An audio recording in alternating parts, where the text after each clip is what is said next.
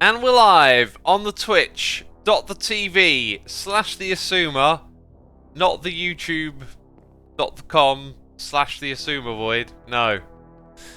Bananas in chat from Fortunate Narado, Forgil, Spooky Dokie, Neela Flowers, Becca, May School, Sky Shadow, Baytan Daniel, Devin Crate, Cold Within, Captain J Price, Yaga10, Little Vifa, and Enderdan. Thank you so much for those bananas, peeps. It lets me know that that we're live and that things are good, and that you can see me, and that this isn't being broadcasted somewhere else.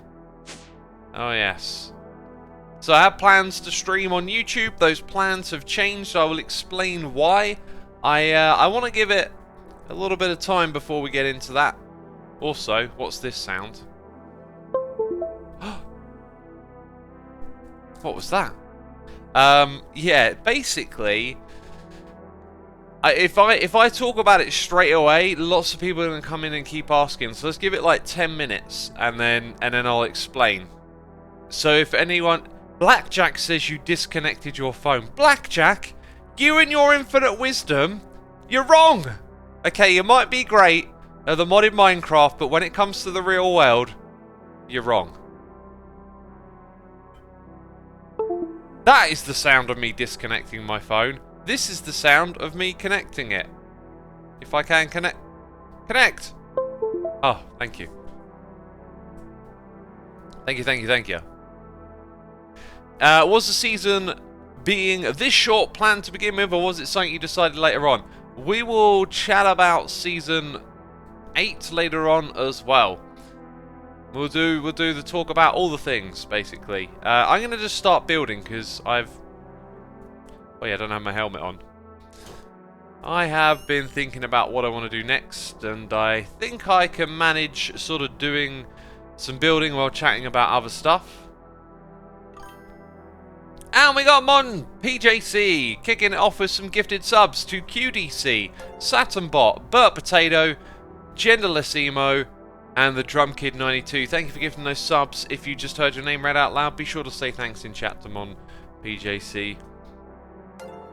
Appreciate it, my dude. Thank you for supporting our community. Looking at chat, most people are wanting to talk about Hermitcraft more so than YouTube.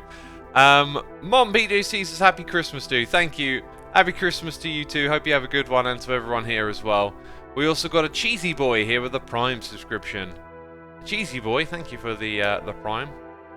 It is appreciate. Nickel, not Neckel.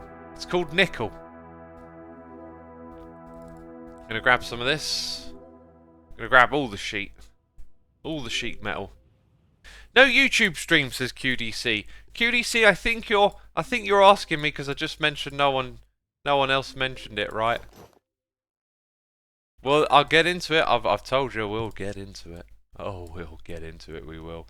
Don't need that stuff right now. I am reminded we never went further on this. We just added saturation. EXCK TH is here for 6 months, and Summon Sus is here for 18. My subiversary is as long as I am old. Oh, you're 18. Cool. Thank you. I appreciate it, if that's what you're saying. You're probably not saying the 18 months.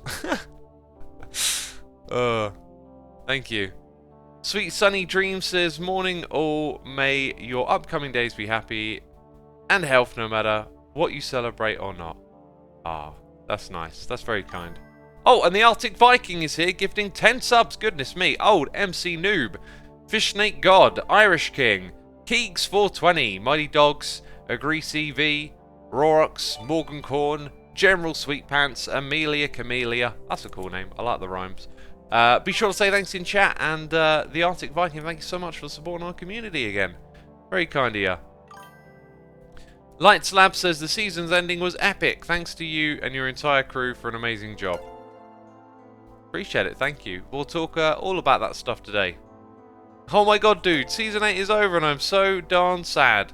This season, I almost thought up with everyone's videos. Also, EvilX really took off. Took off like that. Oh my, that man will never change. Oh, took off. I get you at the end of the season. Yeah, we'll get into it. We'll get into it. Right. I've also got a hot cup of tea here, by the way.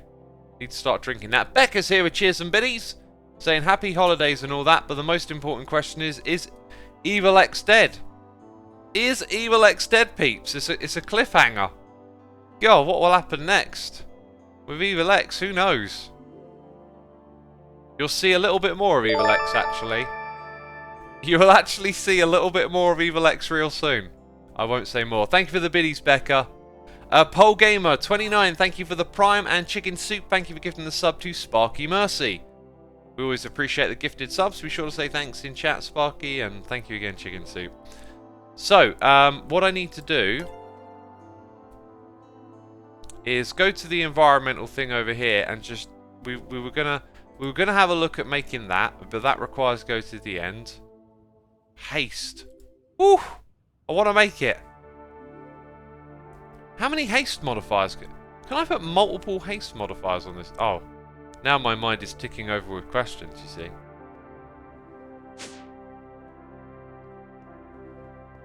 Evil X in Stoneblock. No, it's not that. It's not that.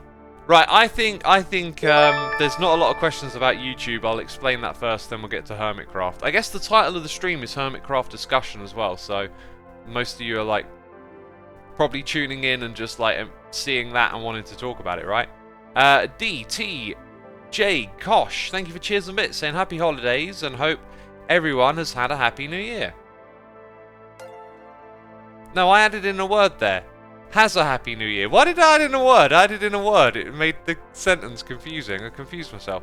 Thank you for the cheers and biddies, my dude. Greatly appreciated. We got Thrashing is Cultured here with the Prime as well. Thanks for using the Prime on me, my dude. Very kind of you. So, I might as well actually put that in, because these recipes are just easier to work with, right? Even if it turns out to be a one-off.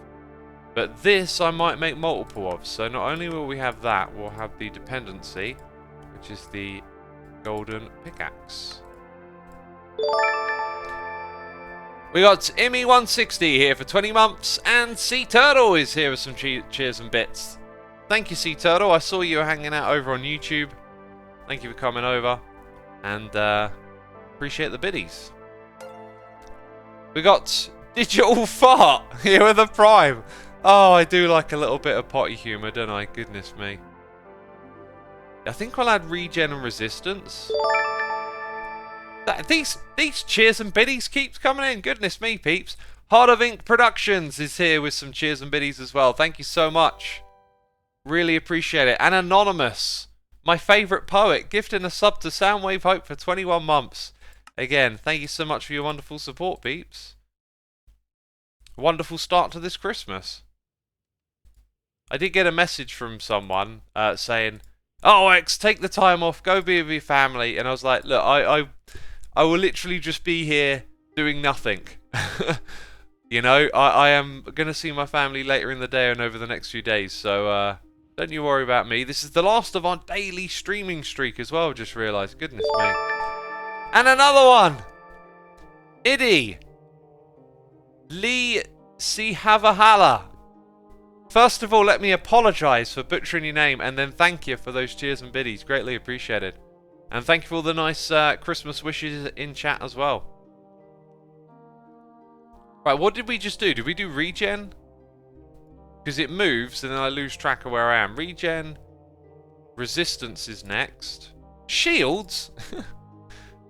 Fair enough. I figured it might be something more expensive, but yeah, there you go.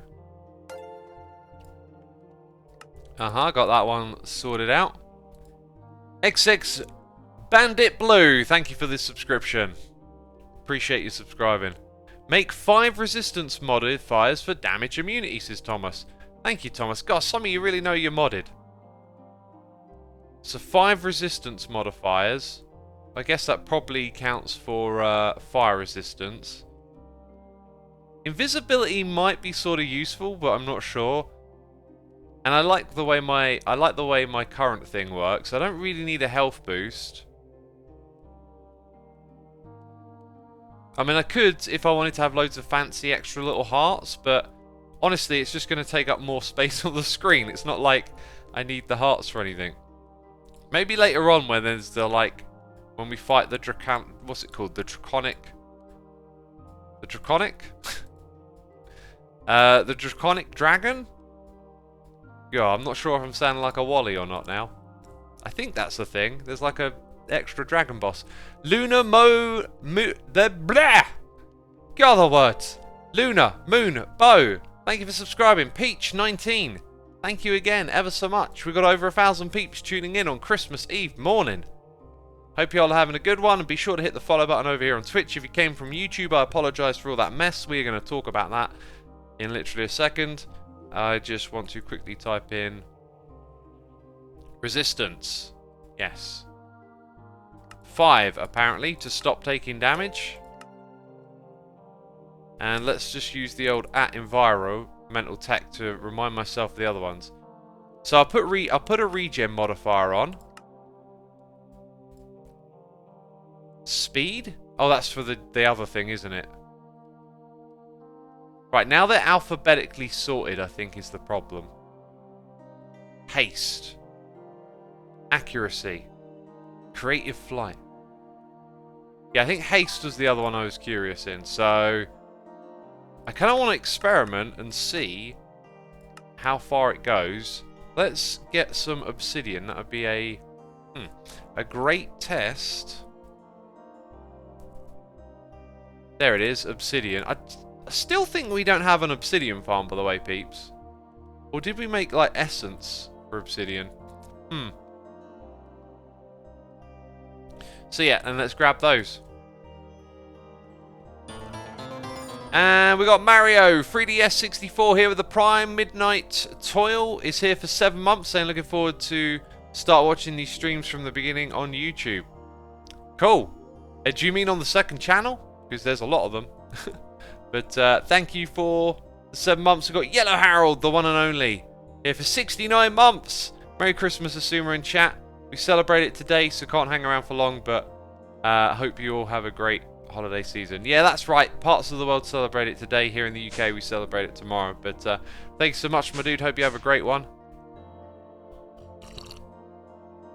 Chameleon says 69 months, capital letters. Yes! Oh, someone would have a giggle, wouldn't they? Right, let's start off with these 2 modifiers over here. This should be pretty straightforward. I don't know if I want to try and make a pattern or anything neat here. I think I'm just going to throw them in. So that's 3, 4, 5, 6, which is what we have. That should give me some regen, stop me taking damage, all of that stuff. We should have checked. We should check and see how the power is. Like, does that mean it costs more power now? Oh, God! It's going to ruin me. Nah, we're good. We're good. Hey, we got regen on the hotbar. I like that. That animation's cool.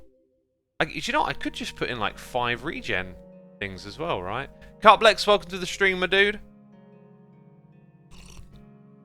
Oh, that is some good tea. I've got to say, though, that has cooled down quicker than expected. It's been probably 15 minutes, actually. That's pretty fair then. Somerset Up North is here for 11 months, saying, well, this all looks interesting. I'm catching up on YouTube. Still catching up, got you. Why do I keep missing out words? Thank you so much, really appreciate it, my dude. And Luna7755 is here with the Prime. Thank you for using the Prime on me. Lover Shani says, did we talk about HC8s? Not yet, but first we will talk about the YouTube thing. So, you know, I kind of got it in my head. I really want to do it, and okay, maybe we won't just yet. Amazon Cheesecake, thank you for the cheers and bits, saying the ending of Season 8 was bittersweet. I'm sad that it ended so soon, but excited to see what's in store for the future. Thank you for the biddies, my dude. We'll talk all about that in a little while. So basically, like, I am kind of bad at remembering stuff. I've actually been using... I've been using this, like, playing Stoneblock to try and jog myself to develop better habits, like learning how to use the interface, remembering blocks and stuff, like try and catch my brain being bad, if that makes sense. Like I do habitual things, like if I press type something and then press Control A, to highlight, right? It doesn't work properly, and I keep forgetting that. There's other things like that. There probably doesn't really come across. But I've got all these like little things with memory, and I think my memory's like not so great, basically. And I kind of forgot that I once had an interaction with Twitch. I asked them if I could stream on YouTube. And so I got it in my mind recently that it was okay because there was some discussion saying if you stream on Twitch and YouTube at the same time, you violate your contract. If you stream on YouTube and not Twitch, it doesn't violate your contract. And there's a debate around this, like, you know, does it not? And by the way, I had terrible sleep last night. I spent all evening after a long day outside getting everything ready, getting all the things to work on YouTube. And then right before I went to bed, I got a message reminding me that like some people have apparently been banned, and then it like weighed on my mind. And the fact that I had to be up at 8:30 to stream, even though I know I'd be up in the morning to do that, whenever I have to get up and be prompt, it puts something in my head. It happens so often I struggle to sleep. It puts in this little worry, and I can't like focus on, you know, other stuff and just relax. So I had really bad sleep last night, probably the worst in a long time. But I'm okay now, I'm awake and alert. My pick doesn't swing.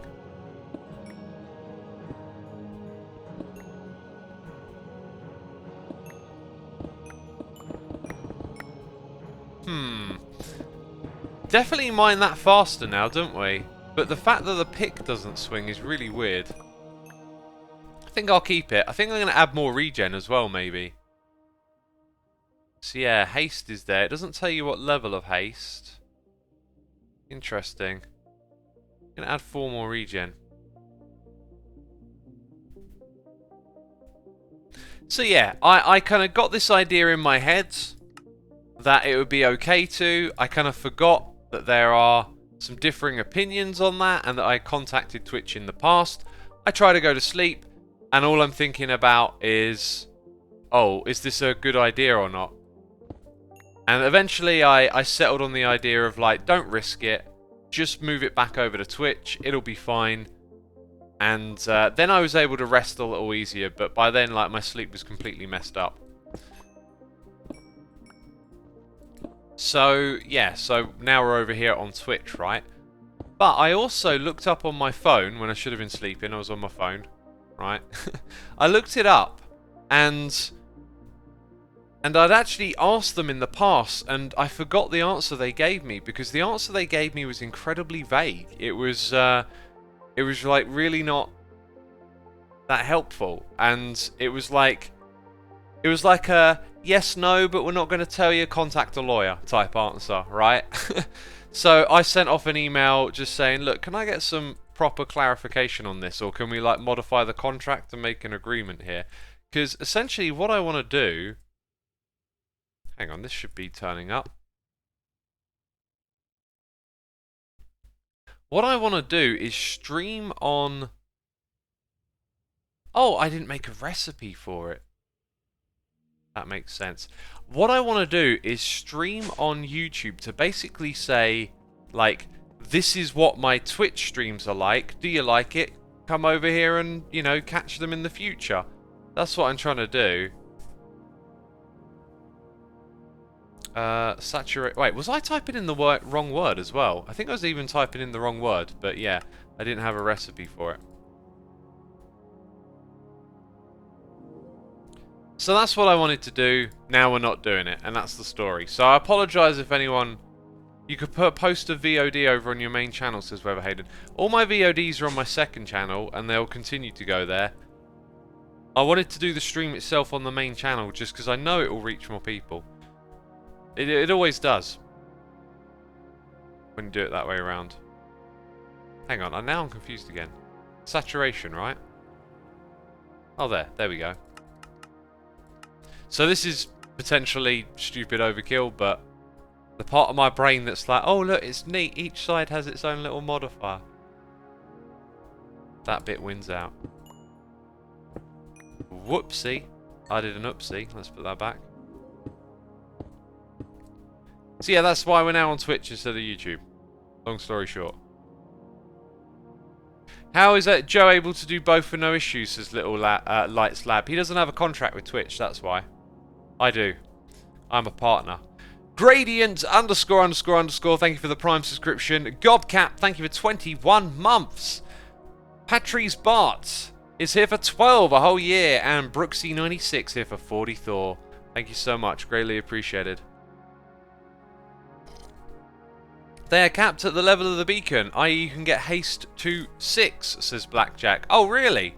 Let's go add 2 haste. And 2 of something else. Now, I could add 2 regen. I think that would probably be the most useful. Or, although, resistance I was told 5, wasn't I? Hang on a minute, they got 5, and 6 is the cap.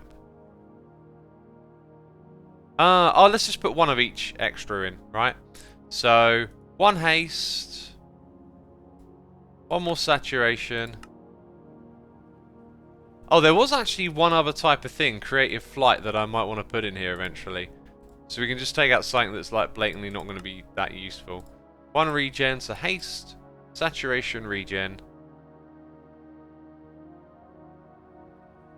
What was the other one? Resistance.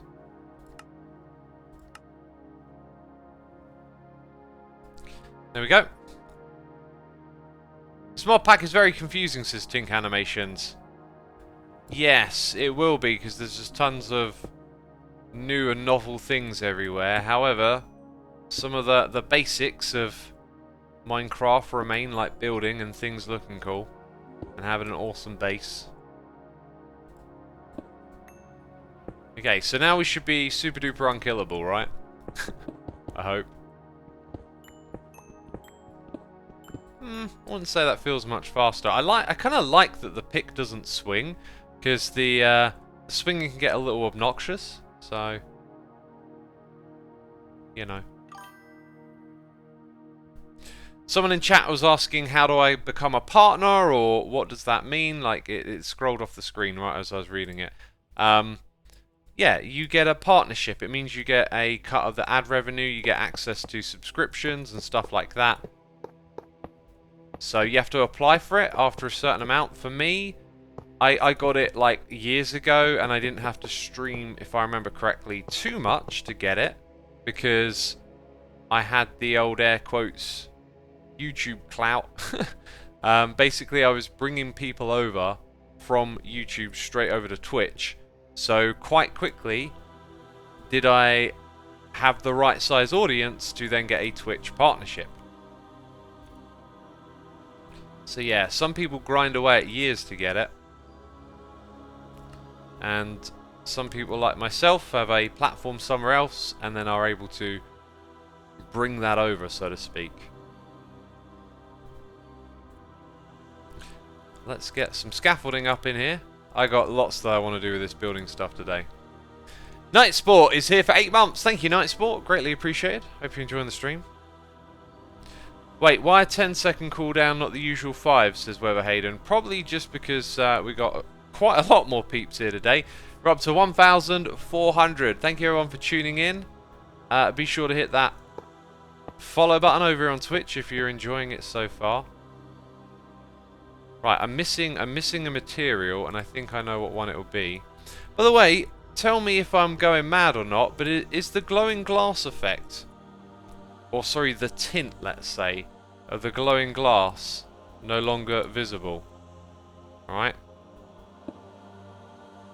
That creates a tint. That tint has gone, which actually doesn't bother me, but also is like, it looks great. The tint kind of looked alright too, so I'm not sure if I'm bothered by that or not, I guess. I'm sort of in the middle. It's like, this is actually how I wanted it to look, right? The tint has for some reason disappeared. Oh, did we just hear a different type of noise in the ear? Let me go check the filters quickly. Because now that I've set up my alert box for YouTube as well, yep, it makes noises when people subscribe on Twitch. Sorry, on YouTube. Oh, that's hilarious. How are you flying like in creative right now, says Darky John.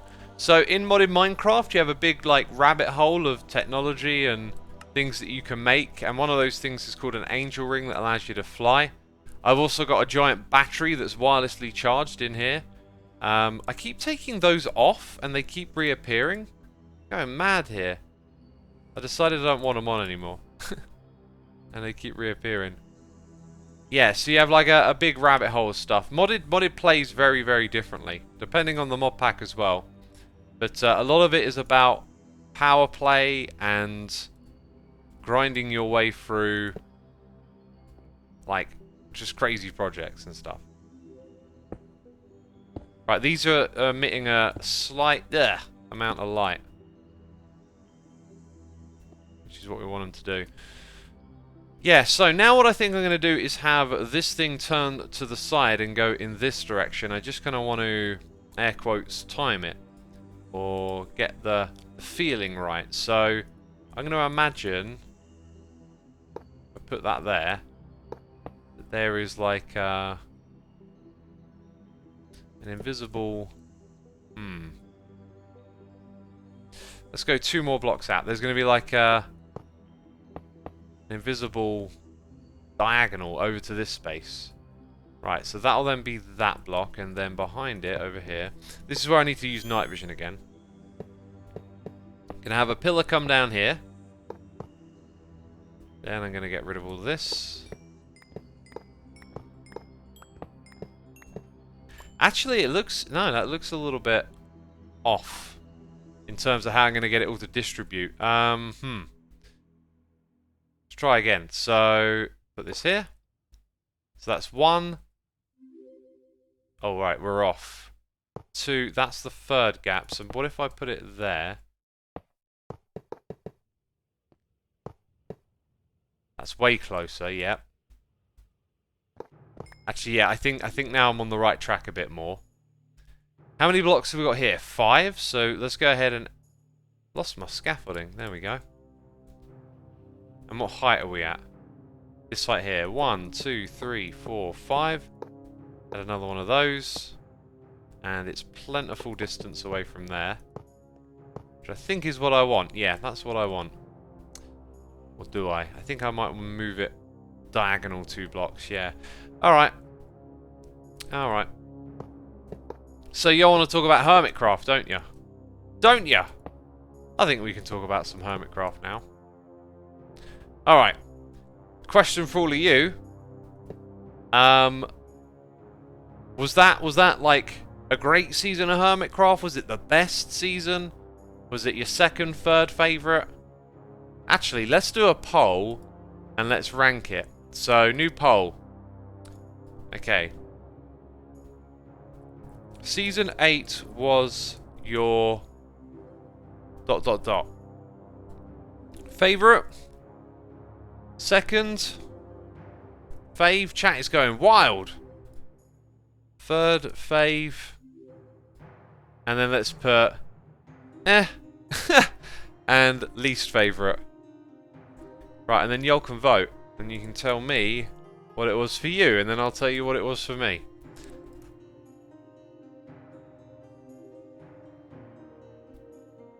Right, we want 1, 2, 3, 4, 5. It's always mad to, like, fuss so much over, like, where you're putting things in this game, but it always feels so necessary. I think it might be interesting, and I've talked about this, to play in a world and just, like, throw all disregard to symmetry and layout. Just make stuff work and, like, deliberately not overthink anything. Right, you can still vote. By the way, you can still vote. Just letting you know if you want to vote. Pretty sure I'm happy with that and want to keep this, so let's look it up. So I'm adding sort of like the support strut, yeah? That holds up the platform. Which means the alignment here is very conveniently in line with that.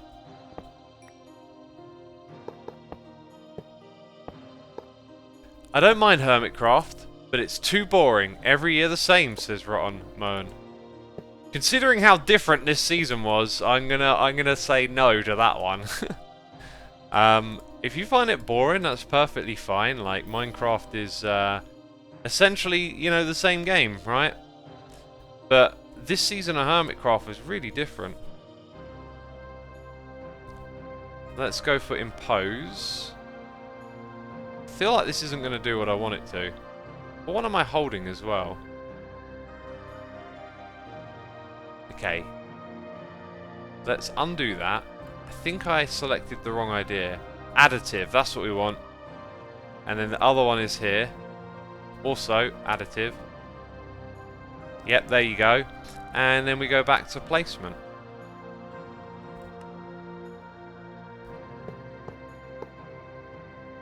I can probably press 5 again now. Yeah, look, because we're bringing the light over. Ah!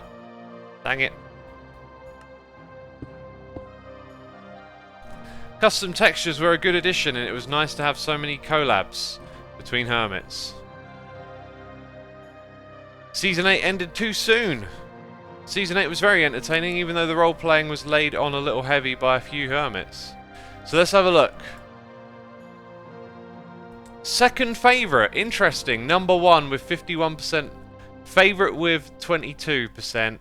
Third favourite with 12. With 12. And least favourite 2%. So, I think that would say it was a strong season. Now, you might be surprised to hear me say it, but that was my least favourite Hermitcraft season. By a stretch. Let me explain why.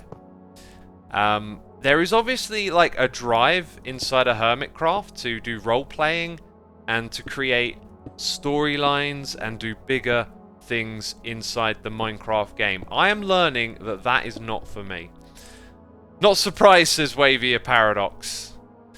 Okay, so some of you are surprised looking at chat. And then Zakaru says, well, Season 7 was very strong. It's not so much... Actually, maybe it is fueled a little bit by, like, going from one thing to another, right? I really tried to go outside of my comfort zone and to do like I was seeing others around me doing, creating these storylines. And it was very, very difficult for me in a bunch of different ways, and I didn't really feel like it was something I could sustain. And it didn't really feel like I was 100% doing what I wanted to. Now, don't get me wrong, I absolutely loved putting together that Evil X storyline, doing the animations with the Puka, who really saved that, by the way. The original idea was to actually have more Evil X stuff kind of going on with me playing on the server, which didn't really work out. And the Puka kind of helped save that whole idea by animating Evil X. And yeah, and like that turned out amazing. That was a really great thing that we did. I also worked with some builders from my community to help me create larger scale builds and like basically take the building to the next level, so to speak. And that was great, but again, it felt kind of weird to just be building entirely schematics. Like it took a lot of my creativity out. So what I would do is I would design like a rough sort of build palette shape for the building, like put the basic concept in, and then ask my build team to I call them a build team, right? Like it was way more informal and impromptu than that. But this was all about like trying to take the game to the next level for me.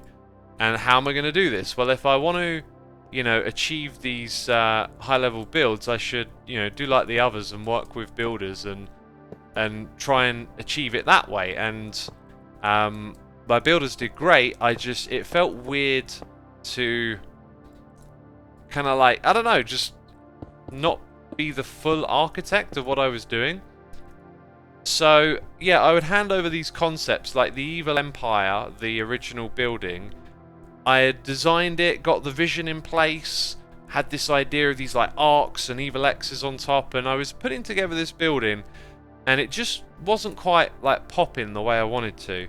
And then I worked with Garth on taking it to the next level, which he certainly did.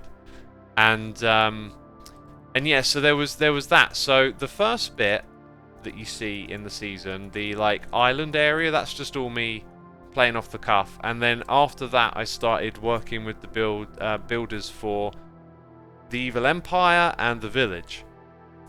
The last bit, by the way, the weird wacky tower at the end, that was all me as well. So you can see the difference in like the build style, right? Yeah, so like, you know, in an attempt to like try and rise up to this level of the others around me, I ended up just doing stuff I wasn't that massively comfortable with. And then the thing that really hurt me though with this season was the way Evil X and the derp coin thing was perceived outside of my own community. Because when you're on a server with other people, there is a larger audience, and that audience perceives what you're doing differently, right? And so people who are outside of my channel don't understand that, like, the whole Evil X thing is like it's like a story, a joke, a lesson. I used Evil X to bring in some concepts and ideas that I see out there in the world that I think are predatory, and I would use the character to bring the predatory tactics onto the server as more of an educational lesson. It was more like, I want the younger, less savvy with money audience to learn a few things here. I want them to see Evil X put together his little schemes and then realize, oh, this is microtransactions, this is FOMO, this is, you know, all these tactics that companies deploy with their microtransaction stores that they're embedding into game. They're using multiple currencies to confuse you. They're changing how you access the currency, right? These things go on, and I feel like it would be, you know, a nice way to bring some value to it all. Something you could learn, you know? Anyway, what happened was I got like a lot of hate from other people. I got like, you know, oh, Xisuma is horrible. He's trying to steal from the other hermits and scam them with his derp coin. He's trying to take all their diamonds.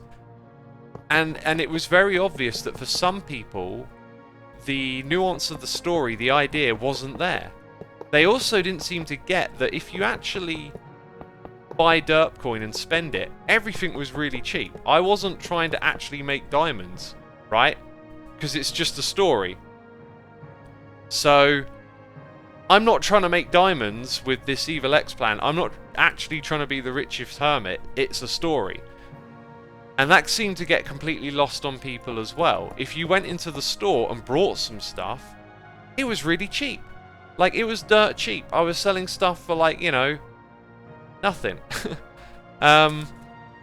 It was just to help the fellow hermits. Like, if they needed materials and stuff for building, whatever it was I was selling, the price was cheap. Yes, the derp coin is, you know, the price changes and stuff, but it's still dirt cheap.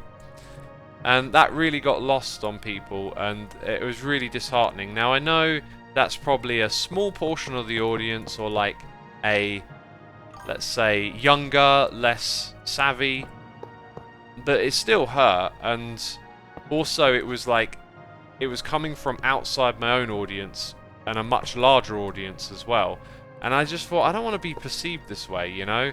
So I tried to like step outside of my comfort zone, do something different, play the similar game that others are playing, and I really feel that I just got burnt doing it. It didn't work out. I didn't like it. Becca, thank you for saying that. The derp coin storyline was brilliant, though. I appreciate that. I know that some of you inside of my community, watching every episode, getting the story, really enjoyed it. I saw tons and tons of great stuff. And do you know what I talk about a lot here on these streams? I talk about the propensity for negativity, how you focus on negativity. I'm doing it right now. I did it with that storyline, and I should remind myself that there are people who really did enjoy this.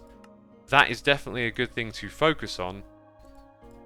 And I don't think I'm being like overly focused on the negative. I enjoyed doing that stuff. I saw other people enjoyed it. I'm going to look back on it and think that was kind of cool, but I did definitely get my feelings hurt in a way I wasn't prepared for. And so, to me, it's like a lesson of like, you got to be careful when you do this stuff with the storylines, because some people just won't get it.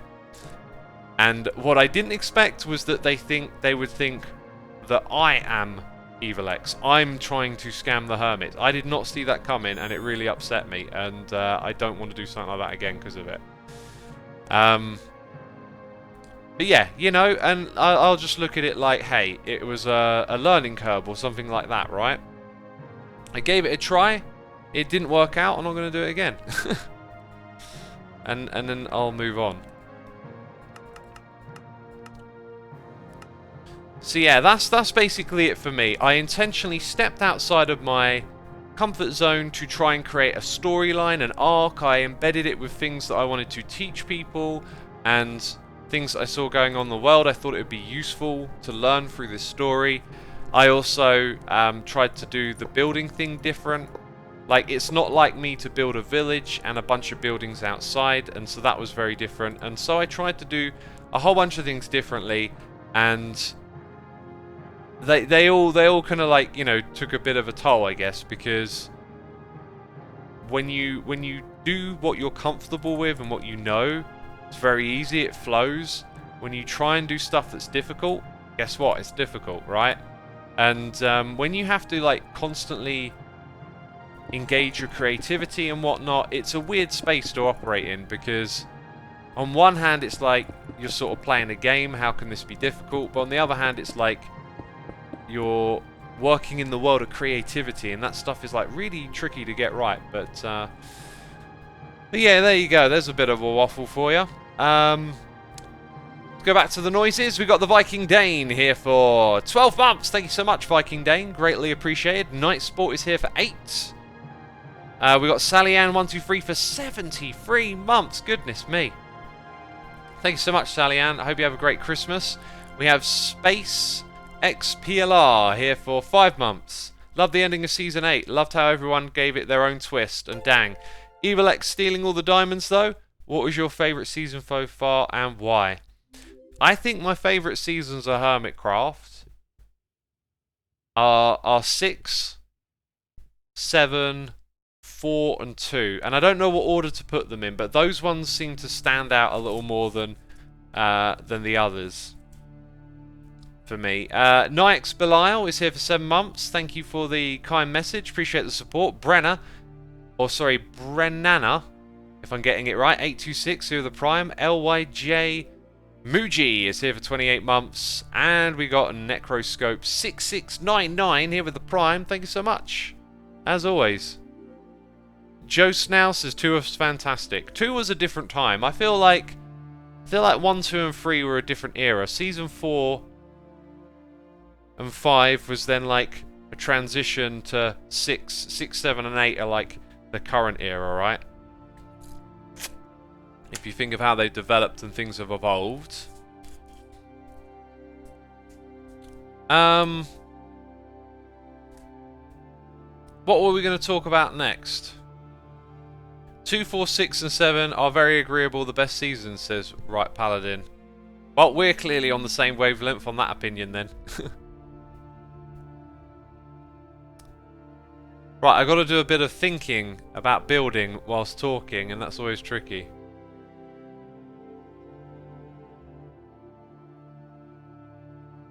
Was Season 8 planned to be this short, says HB5. Yes, Season 8 was planned to be a short season. We were kind of like, I don't know, you know, like, it's to say messed about. What we realised is we shouldn't try and, like, hinge our plans on what Mojang do, right? And so, because Mojang had announced, like, this update, and then it was going to get split in 2, we weren't sure what to do.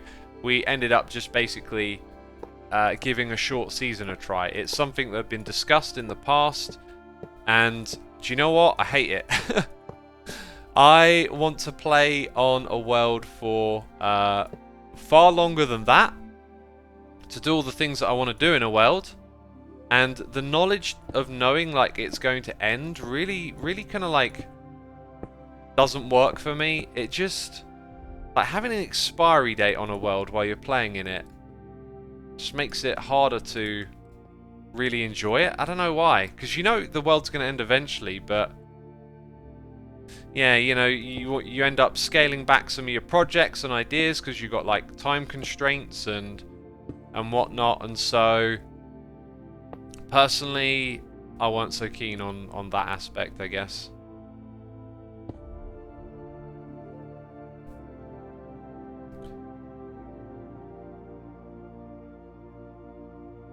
Yeah. Was the big moon planned? Not originally. That was just an idea that came about to like conclude the season.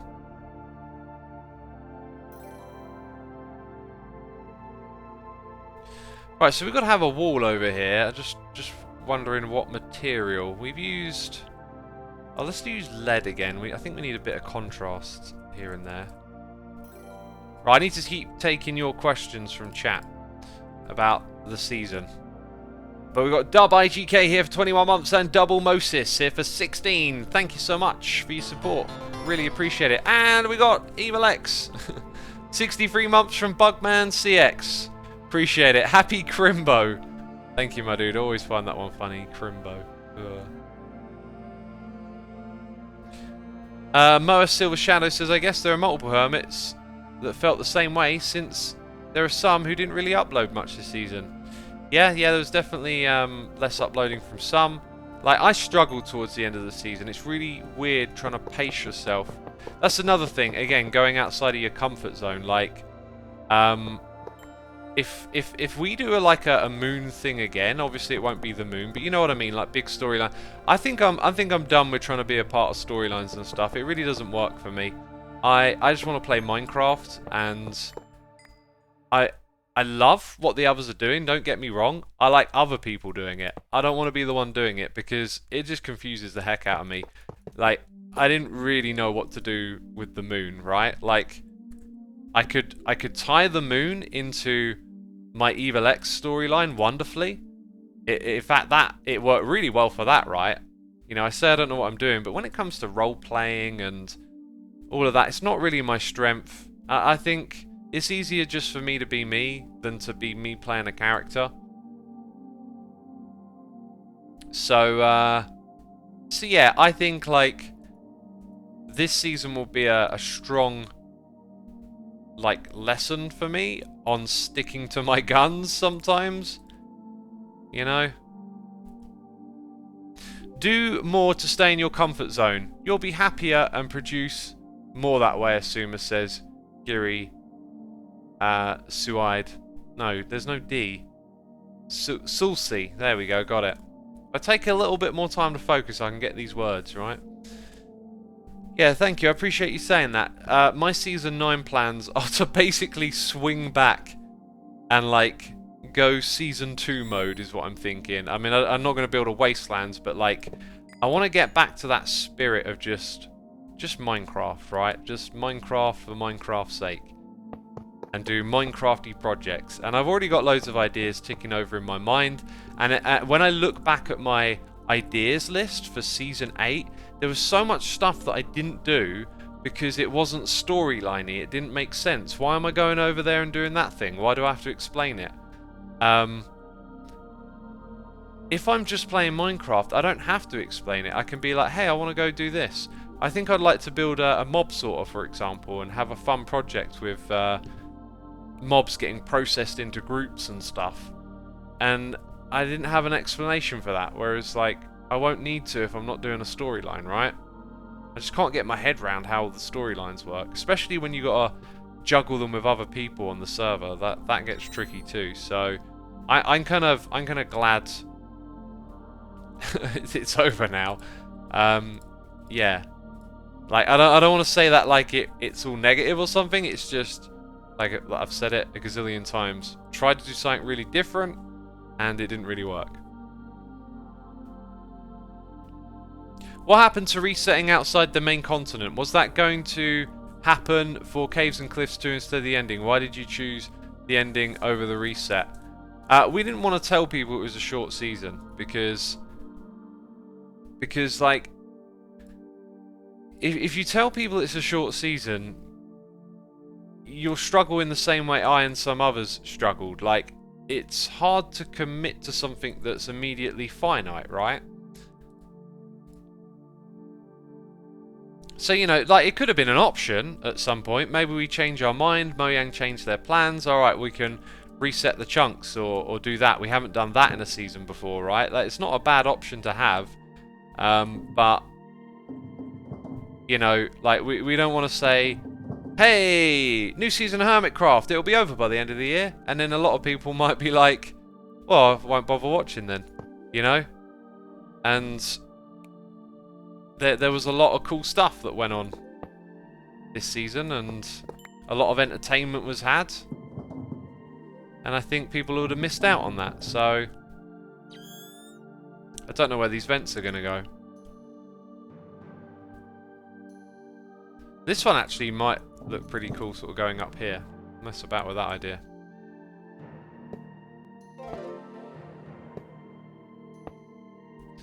Do I like that? I think I'll bring it out one more and then have it go up there. Pulse 1147 here for 46 months saying Merry Christmas, Xisuma. Your joke of the month that I've missed the past few months is a holiday special. A gingerbread man went to the doctors complaining of a sore knee. The doctor asked him, have you tried icing it? Happy New Year too. Love it, my dude. Thank you so much. You know I love those sorts of jokes. That's great. Appreciate it. Mayschool says, positive side of early end, people can explore the map sooner. Yep, there's going to be some of that coming your way, peeps. Stay tuned for not only world downloads, but server tours and stuff like that. One thing I'll say on the world tour front, or sorry, on the map download front, is remember, when we release something, everyone is going to be after it all at once. And that will cause the server to come to its knees, potentially. So if you do have trouble accessing the world download, just remember to have some patience and maybe you'll have to wait a while to get to it. We're also trying to make it accessible to our communities so that we can host alternative download spots as well. So if you can't get it from hermitcraft.com, go check out your Hermitcraft communities, Patreon communities. There should be alternate links, is the idea.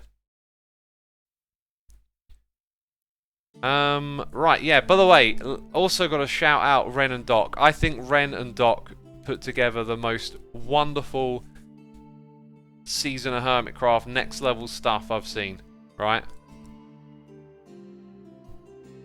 I don't know how they did it. It must have been crazy to constantly do such, like, over-the-top stuff, right? They deserve a massive shout for what they did. Really, really top-notch stuff. Yeah, right, now. Couple of connections like that. Remember, it's mostly in the dark, so that's all good. Here's where things get a little tricky. Like, I'm juggling a whole bunch of materials now in my chisel and bits bag. I think what I want to do over here is maybe have two of these, like, be on placement. What am I running out of? Glowstone now, probably.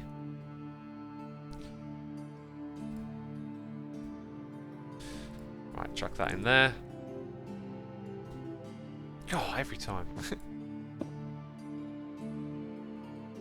Wait, is Doc in chat? Because everyone's saying hey Doc now, I noticed. Right, is this thing ready to place? Where was I going to put it? About... If I probably put it in the middle, that'll probably work out pretty well. It's not... Oh, I know what it is. It's the other thing that I got. There it is. This is a large portion of that block, basically.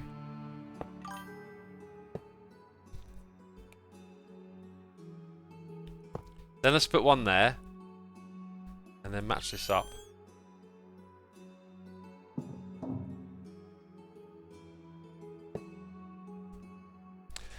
In fact, I'll tell you what, this, what I'm doing right now in Stoneblock, I think is pretty much like a knee-jerk reaction to how the season went for me. If you think about it, like, I'm playing in this world kind of like I did just, I don't know, just doing my own thing, like following my gut. There's no like big thought around any of this stuff. I love that that lines up right in the middle. We're just following a whim, which is how I always did it. I always just like dreamt up ideas and then did Minecrafty stuff, right?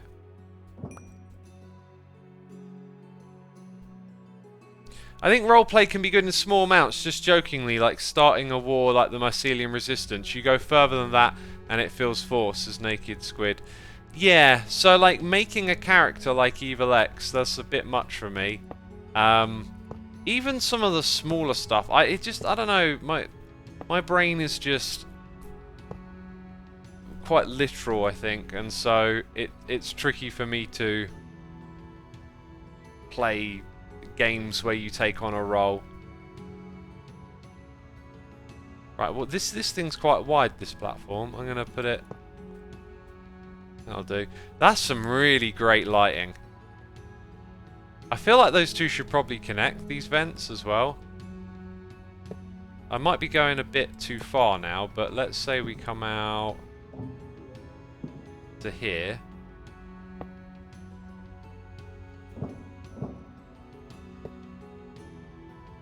One, two, I don't know how many this is. Let's press 5 again. Maybe put one there.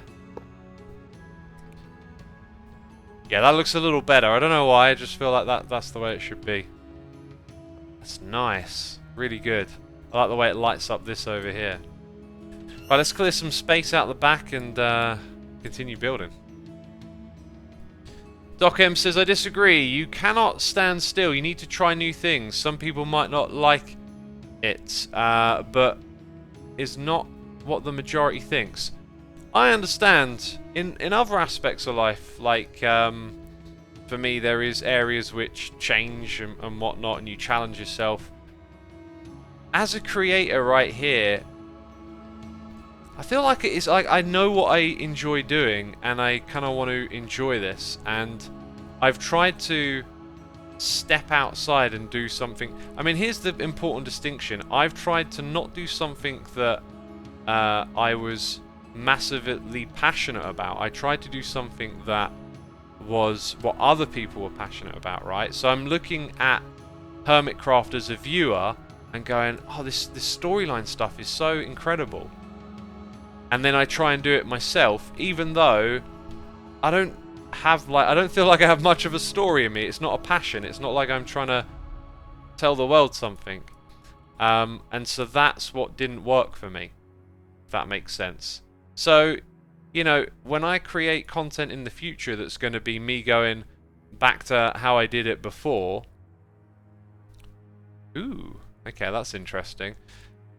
I'm not going to just try and do the same old thing again. I will always try and come up with cool new ideas and projects and whatnot, but they won't be me doing roleplay or stepping outside my comfort zone or doing something that I'm like not interested in. It will be like what I'm interested in this time.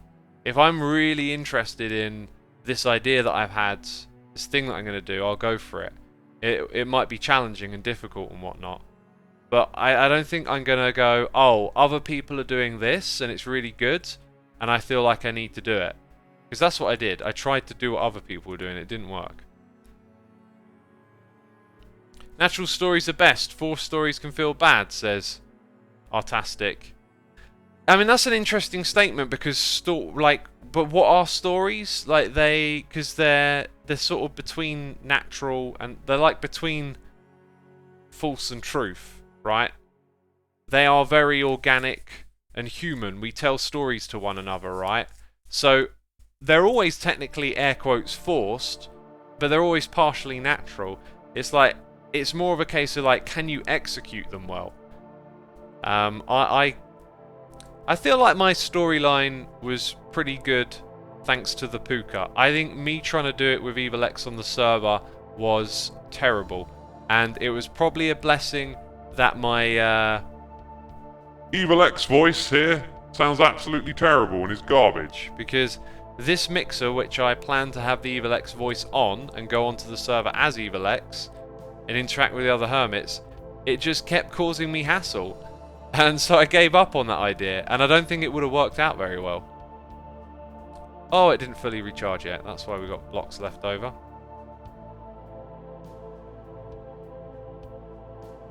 Okay, where's the edge? There's the edge. Doc says, like the criticism, this feels forced. Doesn't tell a creator anything. It's quite useless feedback, to be honest. It tells nothing. Yeah, well, isn't that because maybe you'd know if it was forced or not, right? Like, for me, not having a desire to want to tell stories through a character and role-playing, when someone says that to me, it's just a confirmation of, like, how I feel about it, if I think it didn't turn out great, right? But if you're, I guess if you're like enjoying what you're doing and you believe in it and it works for you, then yeah, it's pretty useless feedback. For me, when I got comments like that, it was kind of like a reminder of that. Yeah, this isn't really what I do. I thought this would help me. Maybe it only destroys connected blocks. Yeah, look at that. I think it only destroys connected blocks because in theory the shape of removal is way bigger than that. Oh, and look at this. We might run out of space if we have to preserve this. Yeah, there'll be a little something over here that will get in the way, but we'll use it to our advantage, if anything. Just an excuse to add more detail or something. Oh, look, we're out of range. Great. Loved your Season 8, man. Keep up the good work, says the great XII. Thank you. I'm glad you enjoyed it. And I'm really glad to anyone who did enjoy it. Like, I tried to make it enjoyable, you know, as much as I could. Becca, thank you for gifting a sub to Doc M and to More Pork as well. Appreciate you gifting those subs as always. And Herminator, thank you for 34 months. Doc says, how something feels to you is up to you. Do I want to say this journey, join this journey and take in the storyline, or do I want to be negative and say this feels forced? Us content creators can't do nothing about how you perceive something. Sure, that's perfectly fine, yeah. I get what you're saying. It's feedback that doesn't provide any additional value, I guess. Like I was literally saying, it just confirms what I already think for me.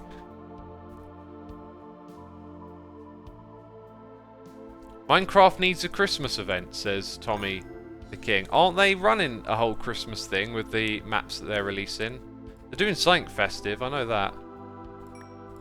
I was tempted to play one of them, actually. One of them was like Caves and Cliffs, a little bit gamified, but it was only on Bedrock, and I was like, I still don't like how Bedrock moves. Like, if they just changed the movement to have this like natural Java movement feel, then it would be great. I'll be playing it more often. Perkini, thank you ever so much for the 3 months of support. Appreciate it and hope you're enjoying it. Pulse says, it's unfortunate that some messages were missed to where the original point is lost, and now we're just getting echoes of ideas bouncing off a misconception. Are you referring to how Derpcoin and I was perceived outside of my own community? Pulse says, I knew he'd read that one, I knew it. I always read the one that lacks all the context. God. Go on, Pulse, I'm looking for your next message. Some of the Hermit stories at times feel a bit much. Dora the Explorer level of storytelling appeals to me. Yeah, I don't know Dora the Explorer, but yeah. It's all up to you, like how you perceive it and like it, right? Like, it's not everyone's cup of tea, and that's fine. But it's it for the most part for me, it adds a lot to the server. I've just learned that I shouldn't be doing that. I'll let other people add to the server. I'll just do what I do. X, which build was your favourite this season from a fellow Hermit? Because it's in recent memory, I love that Hermatrix ship at the end. Pretty much everything Doc and Ren built, really, I really loved. And I think Impulse's base was, like, crazy cool as well. I feel like Impulse built a 2-year season base in half a year. Also, Cub was at it again, just doing extraordinary feats of grindy building.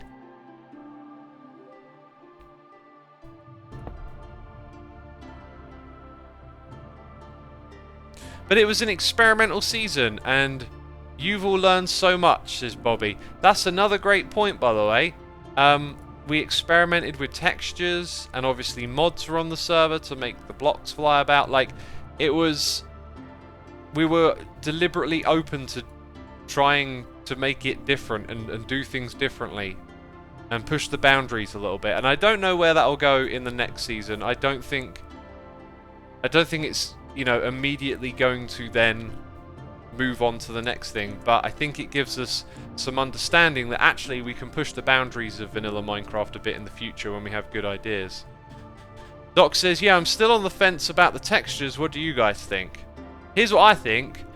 I think using it with intent for things that bring dynamism into the world, like Tango's tree. I'd say the derp coin to some extent, if it were, you know, more embraced perhaps. But stuff like retexturing the books, the totems, like adding in stuff like the pass, the derp stake pass and key, like I did all that stuff just to try and embrace the experimenting, and to me it was like not that great. Like, just to create textures for texture's sake, they don't really add a lot unless they're going to like be used and be a common feature of some sort, right? Which they weren't. Like the custom foods. So I feel like when you bring in something custom, it really needs to add to the world in some way. It really needs to give something and not just be a custom texture for the sake of it. One thing we were going to do, but we never got to for various reasons, we were going to bring in custom swords in the Evil Empire, and that I think would have probably been a better use, custom tool textures and things like that, because you could take something you actually use all the time and make it look slightly different. Now I don't know if that's like novel in the same way as the food items, or some of the books and stuff, but like maybe if you used it for lore, it could be really cool. Like, oh, we got oh yeah, we need those now. I think we're going to start building some of the technical stuff, so I kind of need to focus on that a little bit. And let's get some more of those going. So yeah, using it with intent is really the thing. And like, let's say next season of Hermitcraft, like, I don't know, we come up with some storyline or something happens on the server where people break into groups, and we could give people like textures for their tools that like separated them. You know, it's still a netherite pick, but it's also got a, you know, the red team or the blue team, right? Like, I feel like that could be a cool way to do stuff with the custom textures. Doc says, I didn't get into the texture stuff at all this season. I wanted to use the bedrock trick, but Tango came up with the idea as well, so left it to be. Yeah, the bedrock trick was good. I liked it. I feel like you have to use that within the context of entertainment, though. It would be a bit weird to start using things like that in a permanent sense, if that makes sense. Proximity mod is a fantastic addition. That really helped. Best addition so far, says Buddy. Yeah, the proximity mod is a game changer. We also had a like an adaptive render distance mod that Henkel made, and that thing was great this season for performance.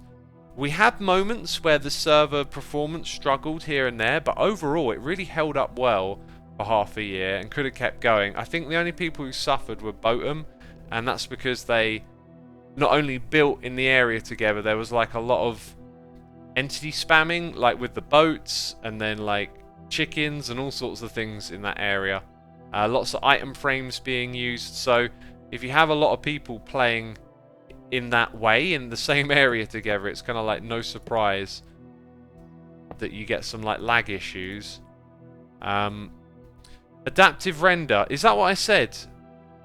Sorry, let me reword it. We had a render distance mod that would change the render distance dynamically based on the server's performance. So if the server starts struggling, it would lower the render distance. This means the server does less work, it has to send out less stuff to the players. That worked tremendously. Unfortunately, changes in the next update of Minecraft mean that we can't do that anymore. And when I say changes, we're talking massive changes. I think you'd need to make some really big client-side and server-side mods to make it work again. Whereas this time it was pretty straightforward, as I understood it, to kind of implement, and it was really, really good.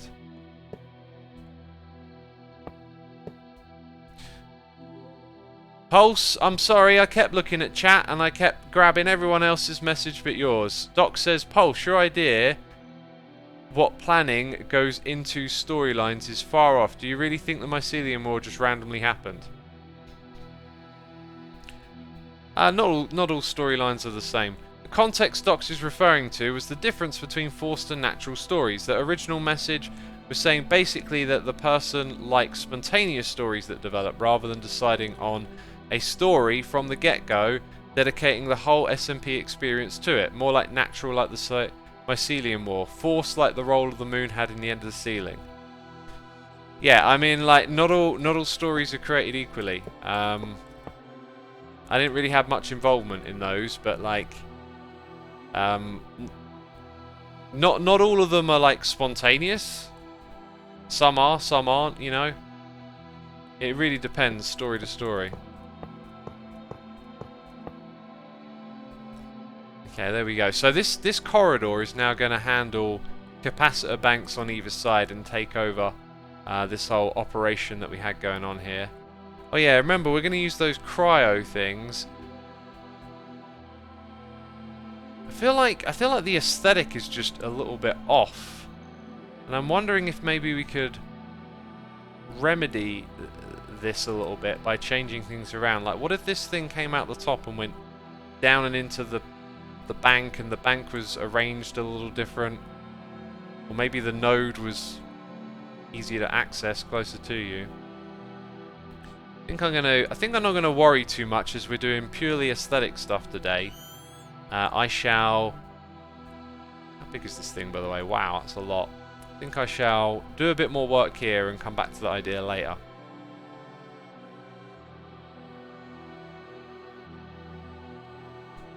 Looking at chat, it looks like, you know, people have different opinions on what's spontaneous or not. And that's part of the fun, I think, is that it's, you don't want everything explained to you, do you? You know, at the end of the day, watch the videos and enjoy them. What's this one extra bank? It's a vibrant one that I've got. Right, so I could put it directly parallel. And if I'm going to rearrange this thing with the viaduct, it means like I might end up with like viaducts wiggling around on the ground. Not really sure. I think it probably makes more sense to not have them entirely parallel. Actually, I think I'll knock that on the head for now. That's good. I'll give myself time to like let this settle. Definitely want to add like more shape and detail on this wall, find things to put on it, etc. By the way, I looked at my notes again and I was thinking about the control room, right? Most of the things I've got left to add are pretty much just on-off switches.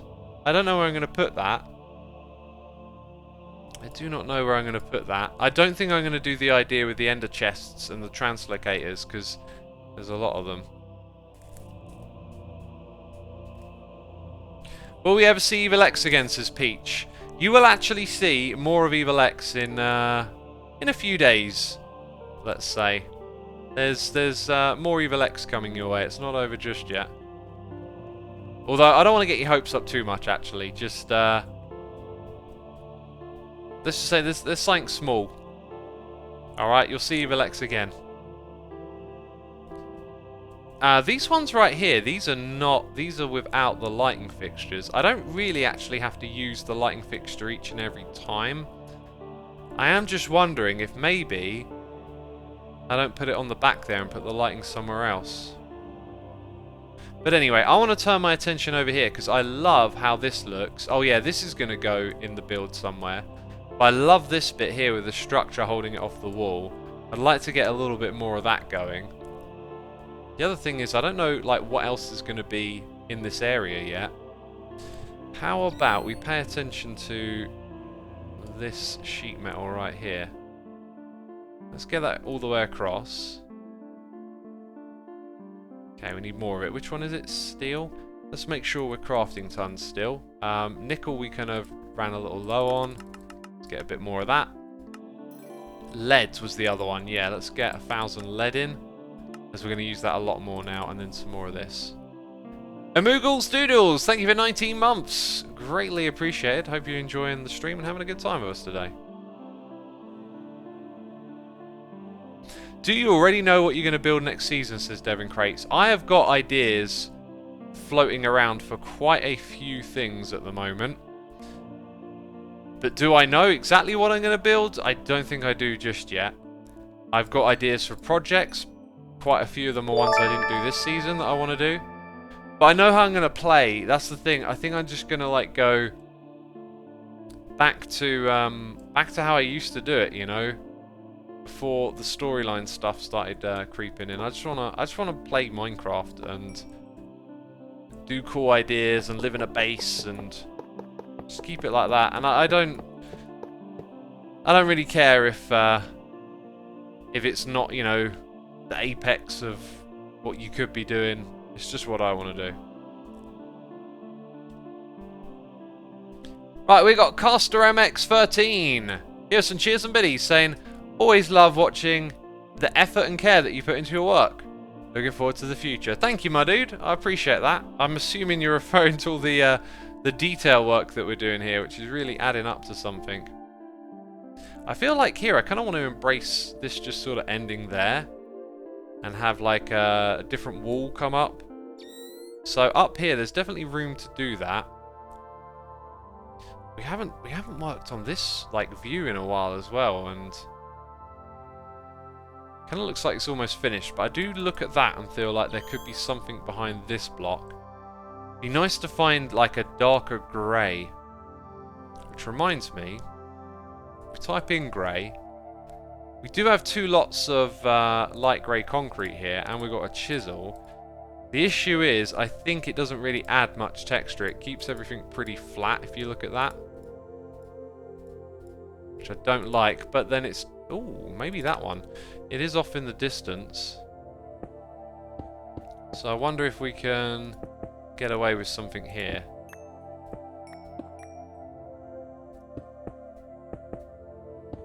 Come up like that.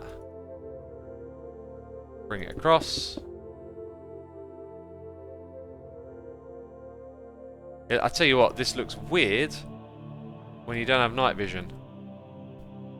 Sorry, when you have night vision, but there it just blends in like as if there's some other structure there. So I think that'll help us change things up around here. I'm sad B-Dub's horse race track never got used. Yeah, I was looking forward to that. It never came to be though, unfortunately. There's a bit of a habit of like building communal stuff that never gets used. And this season we did a really good job of like, you know, all the things got done, right? Although that being said, how many were there? There was Cubs game and a few other things like that. Tango had one. Pulse says absolutely. I think what they'll say is that a whole lot of the stories are planned, and that doesn't mean that the episodes are scripted. Yeah, you're kind of touching on, I think, a little bit closer to the truth. There's planning, but like nothing's scripted, you know. Sonic says, and again, my view is that you can't please all of the people all of the time. Try new things. if you want, or not if you don't. If you try and you don't like, give it away. If you like it, keep it. Ultimately, trying to please all of your viewers all of the time will only have running in circles. Yeah, totally. I'm not sure that I was trying to please my own viewers with the different direction. It just came from, like, seeing this wonderful stuff being done with storylines, right? And wanting to give that a go, and then finding out that doesn't really work for me.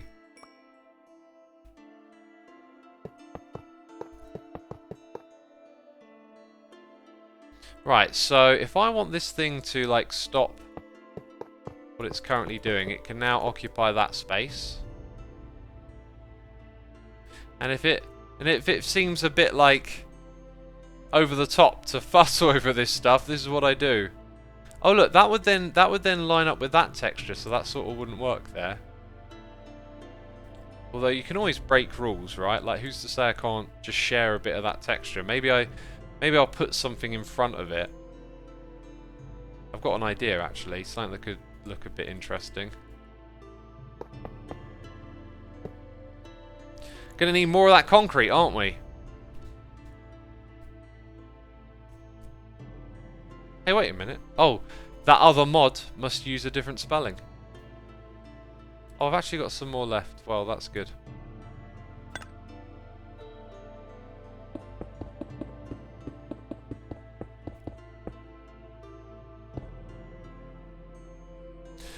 Doc says, well, bro, nobody can make a storyline alone. You know how it goes normally. One guy has the idea and then everyone has input and it becomes a thing. With Derpcoin, that just didn't happen this season, which has happened before with other ideas.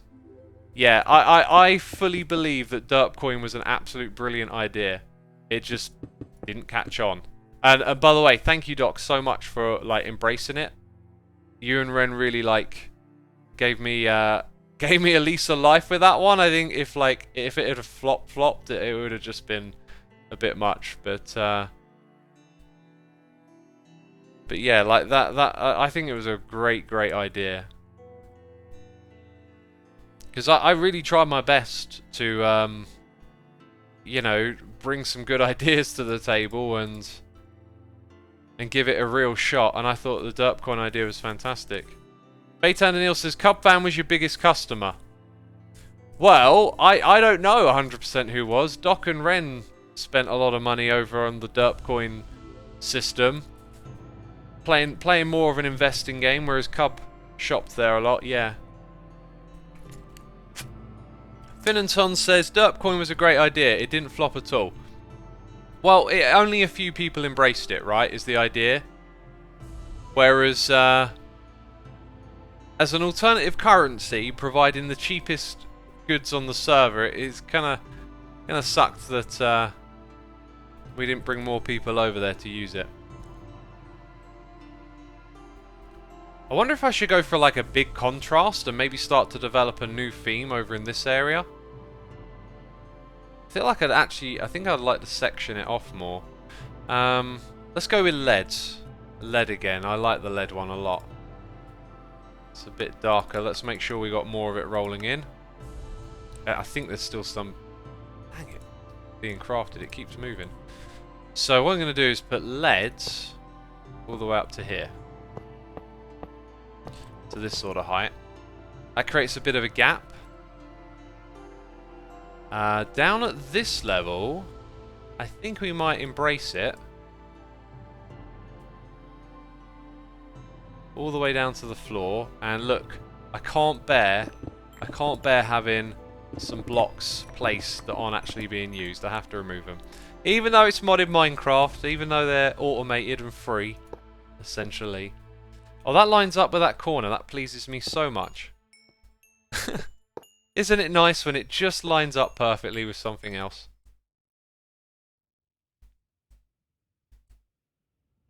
I can live with that. I can definitely live with that alignment right there. So that's good. This all looks really nice. And at this level, I thought, why don't we try and do something really different? Okay, I got to get rid of... I think we're not destructing. We're not chisel and bitsing right now. Ah, I should really put the chiseled bits back into the bag. I guess when I type chisel up here, I do see the chiseled bits, and I hold shift, they can blink, so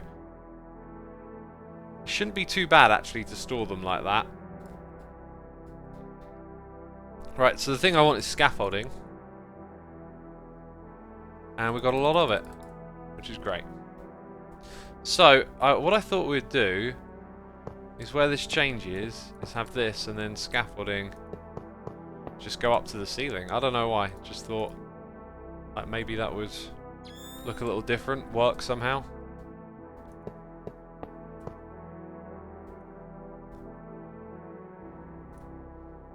It's certainly not ordinary. I like it. I think it looks cool. In the dark, you can still there's still a little bit of light lingering around, so that works.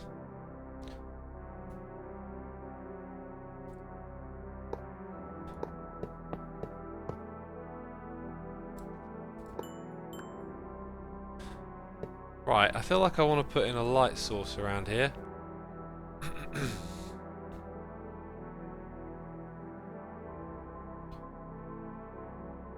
I saw Corrales in Minecraft YouTube asking for SMP recruit. Any comments, X, says Elmanium. What do you mean SMP recruit?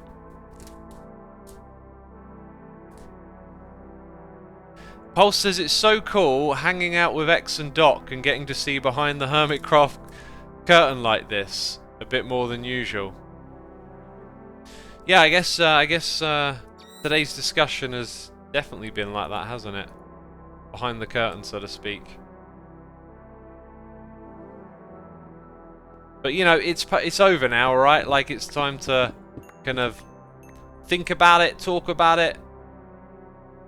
This is a very like storyline driven season, and once the story's over, right, you can talk about it.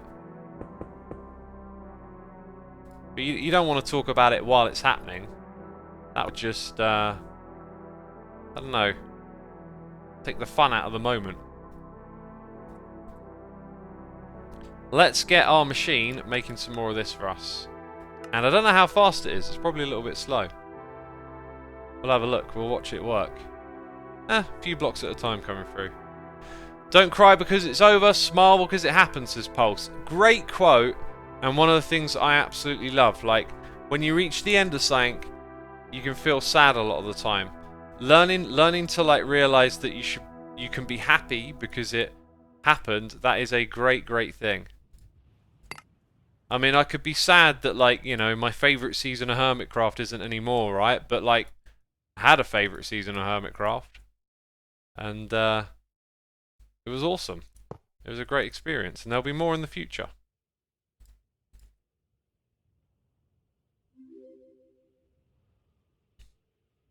With a Hayden, thanks for coming by today. And also reminding me of how long I've been standing for. I still feel good to go. We're going to try and do 3-hour stream today, so keep in on it. Right, I feel like that probably doesn't want to go on forever, but I don't really know quite where it's going to go. I kind of like the idea of it wrapping around the corner. Right, and we don't have that there. Because this could be like the new area now. I think I might try that and see where it goes. So that could be like a whole new area. Okay, now one of the things that I really want to do is sort of bring attention to this build a little more. And if we just... How many blocks is that? 1, 2, 3... Oh, it's actually 3. I'm going to come over here and go 1, 2, 3. Which means that there is potentially the next bit. Right. Is that haste beacon of ours making this a little faster? I really wish we had done a bit more scientific testing there. Could have been good. Where does it start? Over here. Okay, it kind of starts with this wall, so it doesn't really end anywhere. And if I wanted to bring that lip into this space, it would probably not work. Okay, let's go ahead and just create some distance there. I don't think it's going to come out this far, so we'll do that. Get all of that back, and then bring this all the way across. And it'll probably end up stopping somewhere around there. Yeah, I like that. Now what I want to do is install some lights up there, obviously. And I think we're going to grab our chisel and bits pattern. I don't really understand how people would take Evil X and associated those traits with X himself. Everything about Evil X is meant to scream evil counterpart. In Season 8, I always felt as if X was a puppet being used by Evil X. I mean, our Omni, we can get deeper into the Evil X stuff. Maybe that's what we should do in like another stream.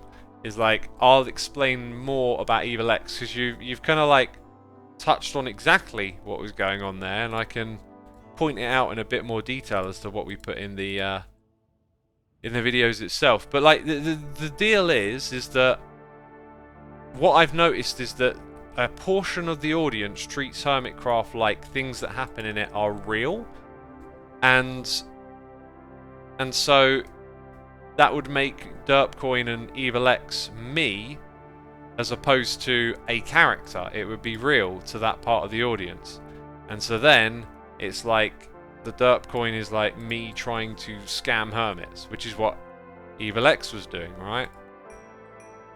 Oh, dang it, I forgot the bag.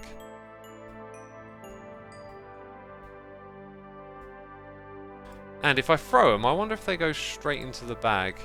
Kind of looks like the magnet picks them up and puts them in the bag, actually. So I can throw that down there, magnet picks it up. Or did it? Oh, it didn't. That's not how it works, okay. That'd kind of be a cool way for it to work, actually. Let's see if we can put this thing in here now. Nope, so we probably need more of those steel blocks, which I need to kind of like go around and put in, because they're a really nice texture and they help break things up. And we need to work on this thing as well. There's lots we need to do.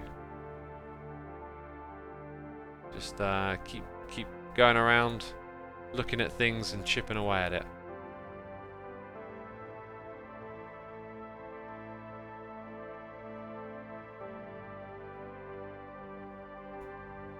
And now that that's there, I think I can say, oops. That's not what I think I can say. Well, that is as far as it will go.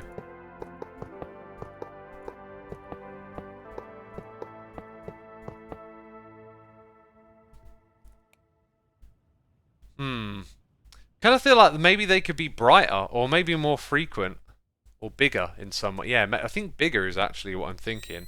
Let's go and put one here, and then put it below it. And I can't. I can't.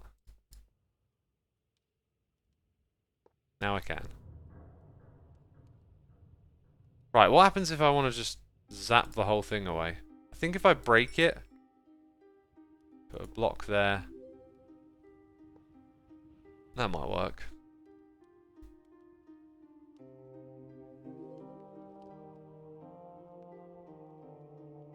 I like the derp coin. I thought it might have been lampooning crypto or even NFTs, or how they've gotten more popular lately, says Milchiny. It was loosely themed on crypto. More of an aesthetic. The underlying lessons of it were much more about microtransactions and the kind of things that you see in online shops, like the multiple currency stuff. Like having premium and regular is like... I don't know specifically to which one I'm talking about here, but like, doesn't Fortnite have like fortune bucks or something? And then there's like different tiers, and so what they do is they sort of introduce abstractions to make it difficult to understand the value of what you're spending. And so the idea there would be like, sometimes you buy the diamond one at this price, sometimes you get it at that one, and it means you have less of an idea of how much you're actually spending, and then you're more likely to probably give into an impulse of like, well, I'll just buy it anyway, you know? How do we go from cryptocurrency to Fortnite, says Wavia Paradox? Well, because we're explaining the derp coin, and you know, although it's called derp coin and it might seem like a crypto thing, it's really more a microtransaction thing. As for crypto and stuff though, I'm starting to change my tune on that stuff a little bit. having been in the space for a while now, it feels like there's just this whole like real world application of it. I don't know when it's going to come to fruition. Maybe like need to be more patient with it and stuff, but it's I don't know, it's feeling less and less like this underlying revolutionary technology is really what's happening. I still think that's there and that there's some amazing stuff in it, but I've been learning a lot about the stock market and how that stuff works, or certain people's opinions on how it works, and how money works. All these terms like liquidity and assets. I've been like listening to a lot. I've become like rather curious on how it all works and what it means for what's happening in the world. And I've come to the belief that we are in a massive bubble of speculation right now. I mean, if you look at the stock market over the last 2 years, it doesn't match up to reality at all. These stock prices are going through the roof on speculation, and I think that's actually a lot of what's happening in crypto. I think crypto is a big space of speculation. So like, yeah, there's this great technology here and potential for wonderful things, but I think a lot of the money and attention in crypto is around speculation more than actually something happening right now, if that makes sense. Basil Bug says crypto hasn't ever been more than an excuse for suits to steal art and burn fuel, in my opinion. Yeah, you see, I don't like opinions like that because they just take a couple of aspects of a big picture and then push it to its worst form. There is definitely things to be said about art getting stolen with NFTs and how there is a lot of fuel consumption and whatnot, but like there's a lot of other stuff that goes on in the space as well. It's not like black and white like that. So yeah, I don't find saying things like that, you know. Blackjack says crypto is a way for illegal activities to be funded without an easy way to track it.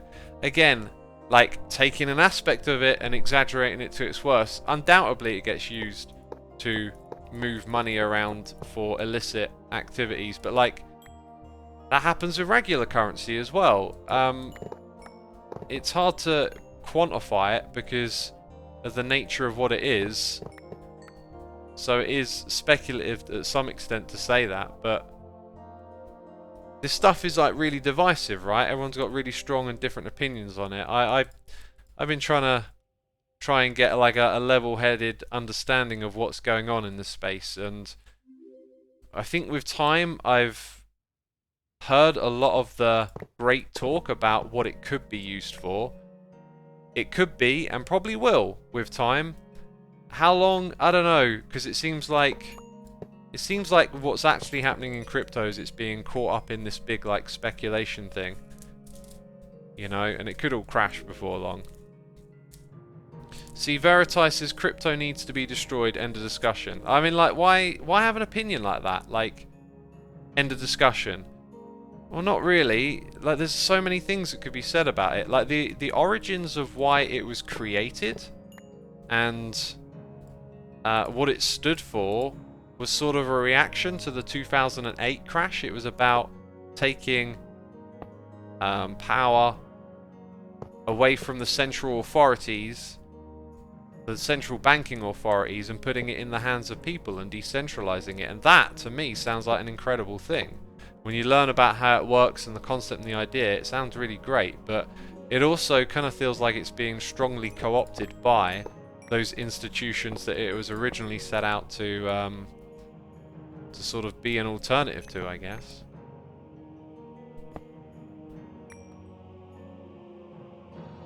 But yeah. You can NFT anything. NFTs are more than art and scarcity. These smart contracts will be everywhere, says Sad Life. Yeah, I'm quite keen on some of the ideas that have been proposed for what NFTs can be used for, i.e. like contracts between people for buying property or ownership, taking middlemen out of it. Could really like empower people to have a have, I guess, like, you know, less middlemen in there taking their cut all the time, right? But Veritas is not trustworthy and waste of resources. Like, trust is literally the system, right? Like, it's decentralized. You don't have to rely on a trusted authority. It's like, to say not trustworthy is missing the point. Trust isn't part of the equation. It's not how it works. You don't need trust in it. You don't need a middleman. That's the genius of this stuff. I think every invention and technology has been used for bad. How long after fire was invented did arson come about? DRC, that is amazing. Let's get rid of fire because of arson. Yeah, everything's a weapon, right? You know, you could break that glass and use it as a weapon. You can do harm with things. You can do good with things as well. if we're going to talk about this, I'm not keen on the opinions where it's like, I decide it's bad, end of discussion. Because that's just not the way the world works. It's far more can be said about it than that. You know, it swings in both directions. There's good and bad. Right, that is not a painting machine. Why did I think that was a painting machine? What DRC said, everything can be a weapon, says Lady Out of Time. Exactly, yeah. That's a really good comment. That's an alloy smelter. Where's my painting machine?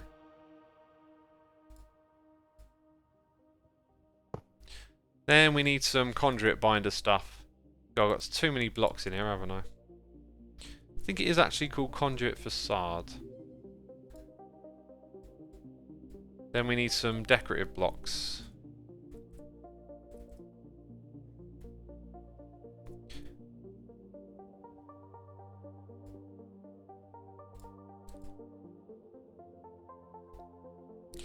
Sad Life says, I wish the government used crypto so we can track the money we give as taxes. Not entirely sure what you mean by that.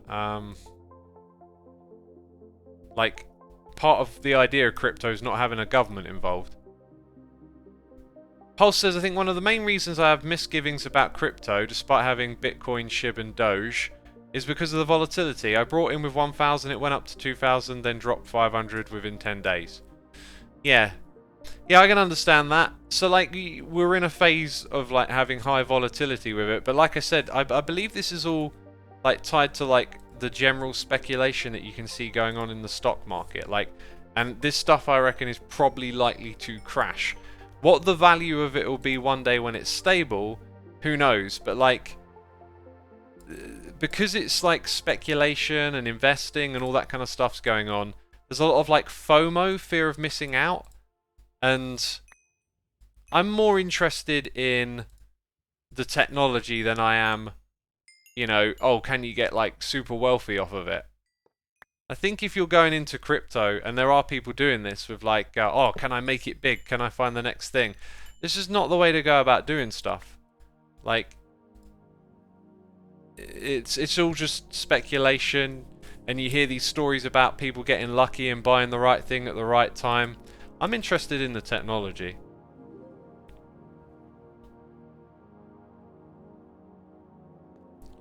And the space is certainly being co-opted by, like, less favourable actors or interests, however you want to word it. I don't know how to word it, but, like, it's the technology that interests me. Wavy Paradox says, I don't know what's the deal with cryptocurrency, but as an artist, I don't really like NFTs, picture ones at least, not to mention that it's possible for them to hurt the environment quite a lot. Yeah, the environmental thing, again, another part of the argument and stuff that, like, when I see the discourse on the internet about it, it's always just to the extreme, like, and to be fair, on both sides, like, I've seen crypto discussions that are trying to explain how the original banking system is terrible for the environment, and people just love to play games with statistics and numbers and get inside of a camp and be all up on their horse about something, it feels like sometimes. I mean, the consumption usage of this stuff is definitely a problem, but it gets, like, blown way out of proportion sometimes. And there are ways in which they're going to be able to transition to less intensive systems as well. But, you know, basically our lifestyles and everything we do consumes power. And where that power comes from can be damaging to the environment, unless you can source that it's entirely green, I guess. But even if it's entirely green, it's like still a part of everything's interconnected, you know, until we really shut down all of the various coal plants and stuff. You know, power comes from all different parts and places. A power plant that can power a city is being used to power crypto mining. Yeah. Yeah, I'm well aware of it. There's a lot of power going into it. I know, it sounds ugly and terrible, and it's like something that should change. The point I'm making is just the discussion around it just tends to exaggerate rather than stick to the facts. Veritai says, I don't mind blurting my own opinion here. I find this discussion of X much more enjoyable than some of the themes he sometimes gets into. Yeah, everyone's got their taste in what they want to listen to. Anyway, you know, what I would like to see is one day this stuff means that... I'm going to change these stairs. I'm going to nudge them over by one. I would like to see it one day that it means that we have more financial fairness between... Well, with our money, not between anyone, right? The point would be with crypto, it could be person to person, and less of these middlemen getting involved. You know, imagine having a mortgage that didn't require having a mortgage broker in the middle, right? Someone profiting off of it. Like, it has the potential to really, like, revolutionize some stuff, and potentially in a way that is better for the common people. What's kind of ugly about the crypto space, though, is that you do see a lot of institutions co-opting it, and the original idea is that to, like, create something for the people that isn't manipulatable in that way. It might not end out working like that, but that's what I hope to see from it. I mean, the more we can rely... Like, there's this really great quote that I love. Code is law. I find that fascinating. If we can get more systems of trust and governance working through code, and again, like the idea that code is law, you can use like encryption to verify things without being compromised on these like decentralized networks. It could remove like unnecessary regulation and middlemen and things like this, and could end up being incredibly productive in another direction because of that. Blackjack says, but there are these middlemen in crypto. Middlemen to process the transactions, which could be anyone, and middlemen which convert between real money and crypto. Yeah, there is that. Yeah, there's middlemen to get your fiat currency into crypto.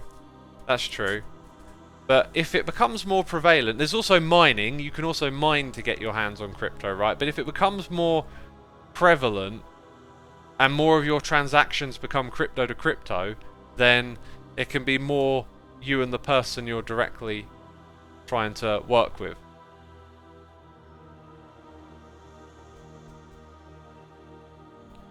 What do you think will be the next revolutionary thing like phones? Perhaps teleporting, says Anthony Barkley.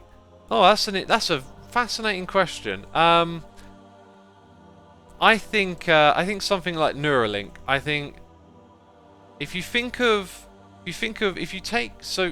like a mobile phone and scale it back, like remember mobile phones before we had apps?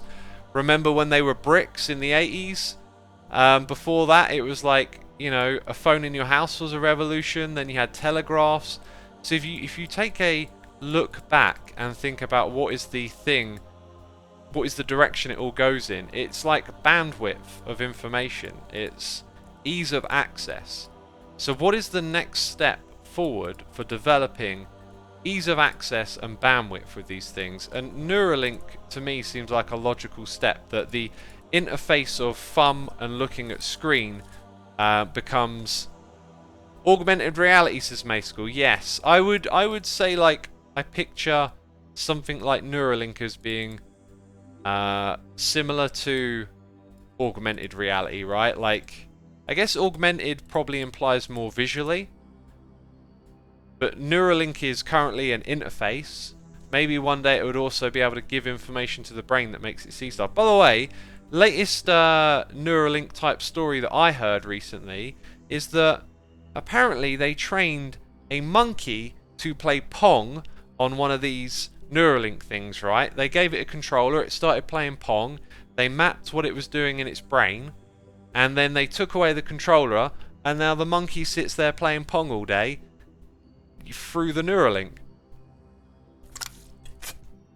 To those asking in chat, Neuralink is like the creation... I mean, I'm going to not get the specifics here down very well. It's like a brain to something else interface. Brain to computer interface. So if you think about how like you use a mobile phone to communicate, and how it's better than the previous iteration, and it's better than a home in your house because you didn't have to walk to it, it's in your pocket, it's better than a telegram, or how, I don't know how telegrams worked really, but I get the impression that they were sort of like you'd have to go to a place to get a telegram sent or something. So it's like the next iteration is that you don't even have to pick up your phone. You don't have to do that. Of course you wouldn't. You got the Neuralink. You just tell it what you want to do, right? With your mind. And it might sound a little bit scary. And the thing with technology is that it's technology. It's just going to happen most of the time. I think I'm going to use this one here. It's like an inevitability. We're just gonna keep going in that direction until we run out of steam, or it's not sustainable or something. I would not expect it to be commercially available within the next 2 to 3 decades, says Mark New. I don't know. Well, okay, commercially, yeah, you could be right commercially, but it seems like it having real-world application for various people is like not too far away. I don't know. It's hard to tell, right? Because a lot of it gets embroiled in hype. But I don't know what would make you so certain about that. Commercially, yeah, I'd say there's probably more wiggle room for opinion on commercial. But it seems like medical use is not too far away. The Aussie says, sorry about this rant, but I made a YouTube channel around explaining different finance terms, concepts for kids and young adults. I believe there aren't enough people who are fully able to understand their finances once they grow up. I want to do something on crypto soon, but it's so complex and interesting, so it'll take a while. TH Aussie, shoot me an email, send me a link. I am interested, because that's one of the things I am interested in, well, is teaching young people that stuff. Not that like I'm pursuing it, but like I've at least made like an Xisuma Says video on some financial tips and stuff before. I think that like financial literacy is like could be a real big game changer. I mean, I don't want to frame this in the perspective of like elitism and keeping people locked down and whatnot, but like if you wanted to look at things through a lens like that, like why are we not taught this stuff in school? It does feel a little bit like in school you're not taught anything about how to manage money, really. At least my experience of it was. There was no finance class, because you need to learn about how things like inflation and interest rates and all that kind of stuff interact with one another, and how you should save money and whatnot, but like doesn't feel like anyone's teaching you how to do that. And these are really valuable lessons to learn, because like a lot of people, right, you have different classes in society, right? And you have social mobility, the ability to move from class to class. And I don't want to get into a whole wealth distribution thing here, because there is a shift in wealth distribution that is occurring. I'm commenting more to like how lifestyle can sometimes be the reason that you end up, you know, in a place, in a particular class or place or circumstance, because people just aren't taught skills around finance, about like managing money well and saving. And I know with some of my friends that like the way they spend money is the reason that they're not gonna be able to afford a house. I mean, it's just like that, unfortunately. It's like that for a lot of people. I definitely think that society should be changed in some ways to better distribute wealth and get more people into houses, right? But in terms of being able to help yourself, sometimes there's just there's like not an understanding of how it's done. It seems like you have to be frugal. When I was saving up to move out of my house, okay, I had gone from spending all of my money, like as soon as it came in, it would be gone out in a week, right? And then I lost my job, and it was a real like bit of a wake-up call of like, oh, I've only got this much money in the bank account now. I remember it so vividly. I remember the day, and I think I was in a taxi with friends going to a party, and I remember, I don't know why, but I think it was on my phone, which doesn't make any sense, but I was looking at the number of my last paycheck, and it was the biggest paycheck that I'd ever got, because it was my last. It got like backed up, and it was like 2 or 3 rolled into one. And I was sort of expecting to go, yeah, let's do this, let's do that. And I immediately just felt like, I don't know when the next one comes, and this is all that I've got now. And then it just clicked for me. From that point onwards, I was just frugal with money. It was just like, every time I spent something, it was like I weighed it up and thought, is this actually really worth it? Because I don't know when I get the next one. And then when I got another job and started earning again, I kind of just wanted to save more of it and not have to like have that worry again. I don't know that everyone gets like an opportunity to learn like that, but like you don't have to go through that. You don't have to like be unemployed and look at that money and think, I don't know where the next bit comes from. If you could be educated before that happens, you know.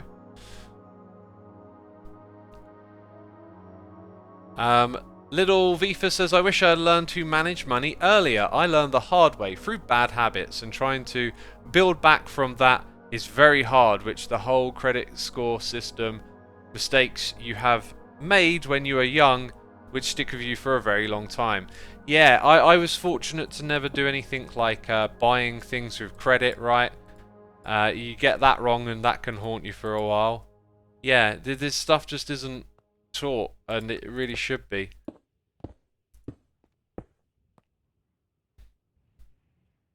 X, this is a marvel of internet. There are people like you and the person in chat who make revolutionary content so they can grow, while there are people on the other side of the world who don't have access to proper clothes or regular food. But they do have internet, and if not, they have free internet. They can grow and learn. Yeah, as long as people find that information, right? Like, one of the things that concerns me is like disinformation. There's a lot of bad information on the internet too, but I like to like look for the positives and hope for the best, you know. And yeah, there's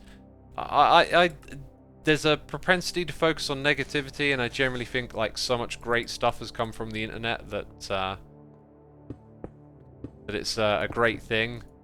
But I guess my caveat there is just, I like what you're saying, but like there is also the potential for people to find bad ideas. Like let's hope people find the good ideas. I'm a believer that with time good ideas prevail. Reason being, just taking a historical perspective on like feudalism and monarchies, and how like technology and society has evolved in a direction that tends to very slowly with time, you know, give people rights and increase standards of living. Not to say the world's perfect and hunky-dory, right? But like that's the direction that it's been going in for a long time, and I think that's really positive.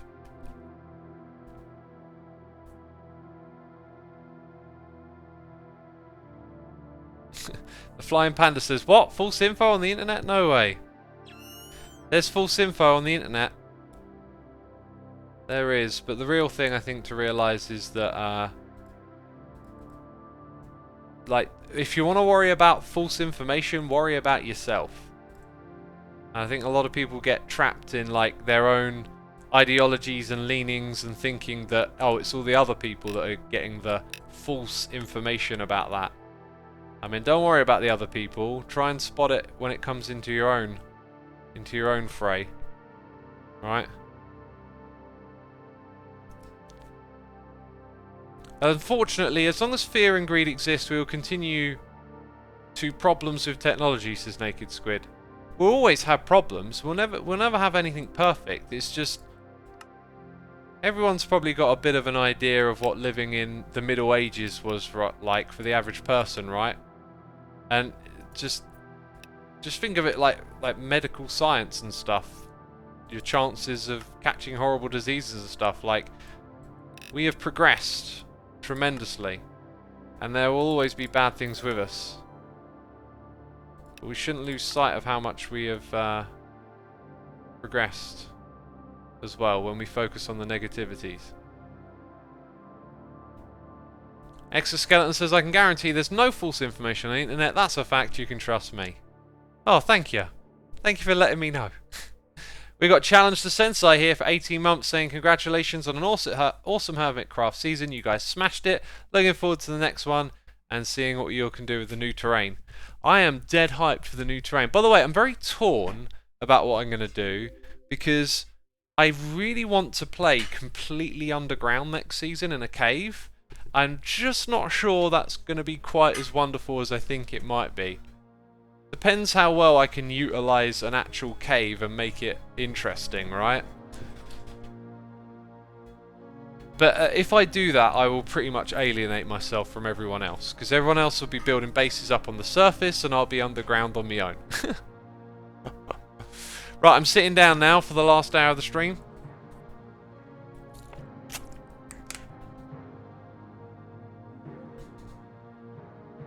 Let's change the topic. Something that's been on my mind recently, alright? That I find really interesting. Again, being the one talking and having all the sway in the conversation, I guess, I am someone who likes to learn and somewhat sit on the fence. Not have the strongest opinion on stuff, right? And do.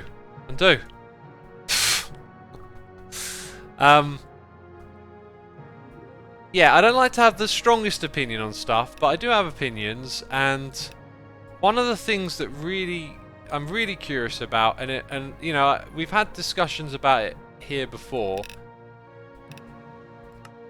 and they haven't been really that great because I'm not very good at articulating this, but like the distribution of wealth, the wealth balance, and all of this, I think it's a systemic problem that needs to be evaluated and confronted and changed, and it's probably a very difficult thing to do. But one of the things I'm not a particular big fan of is looking at individuals who are wealthy and putting it on them. I just feel like it goes into some sort of territory there that doesn't really add up for me.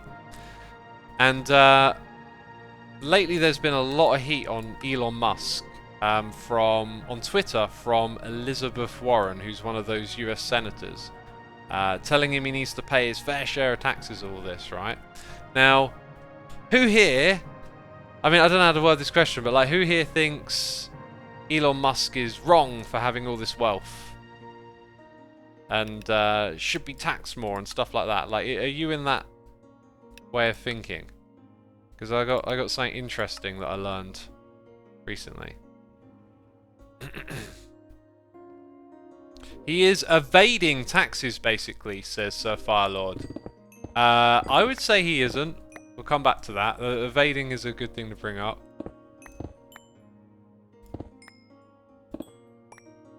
He earned the money, question mark, says Siam. That's one way of looking at it. Wow, so Igor says he paid the most taxes of anyone last year, and someone else immediately says he pays 0 tax. There seems to be like a real lack of understanding around finances. We were talking about this a moment ago. And also just the way in which, again, like, disinformation seems so prevalent in the strangest of ways. Okay. So Elon Musk is the largest, quite possibly the largest, listen to what I'm saying, the largest taxpayer in the history of humanity. Okay, the man is paying an $11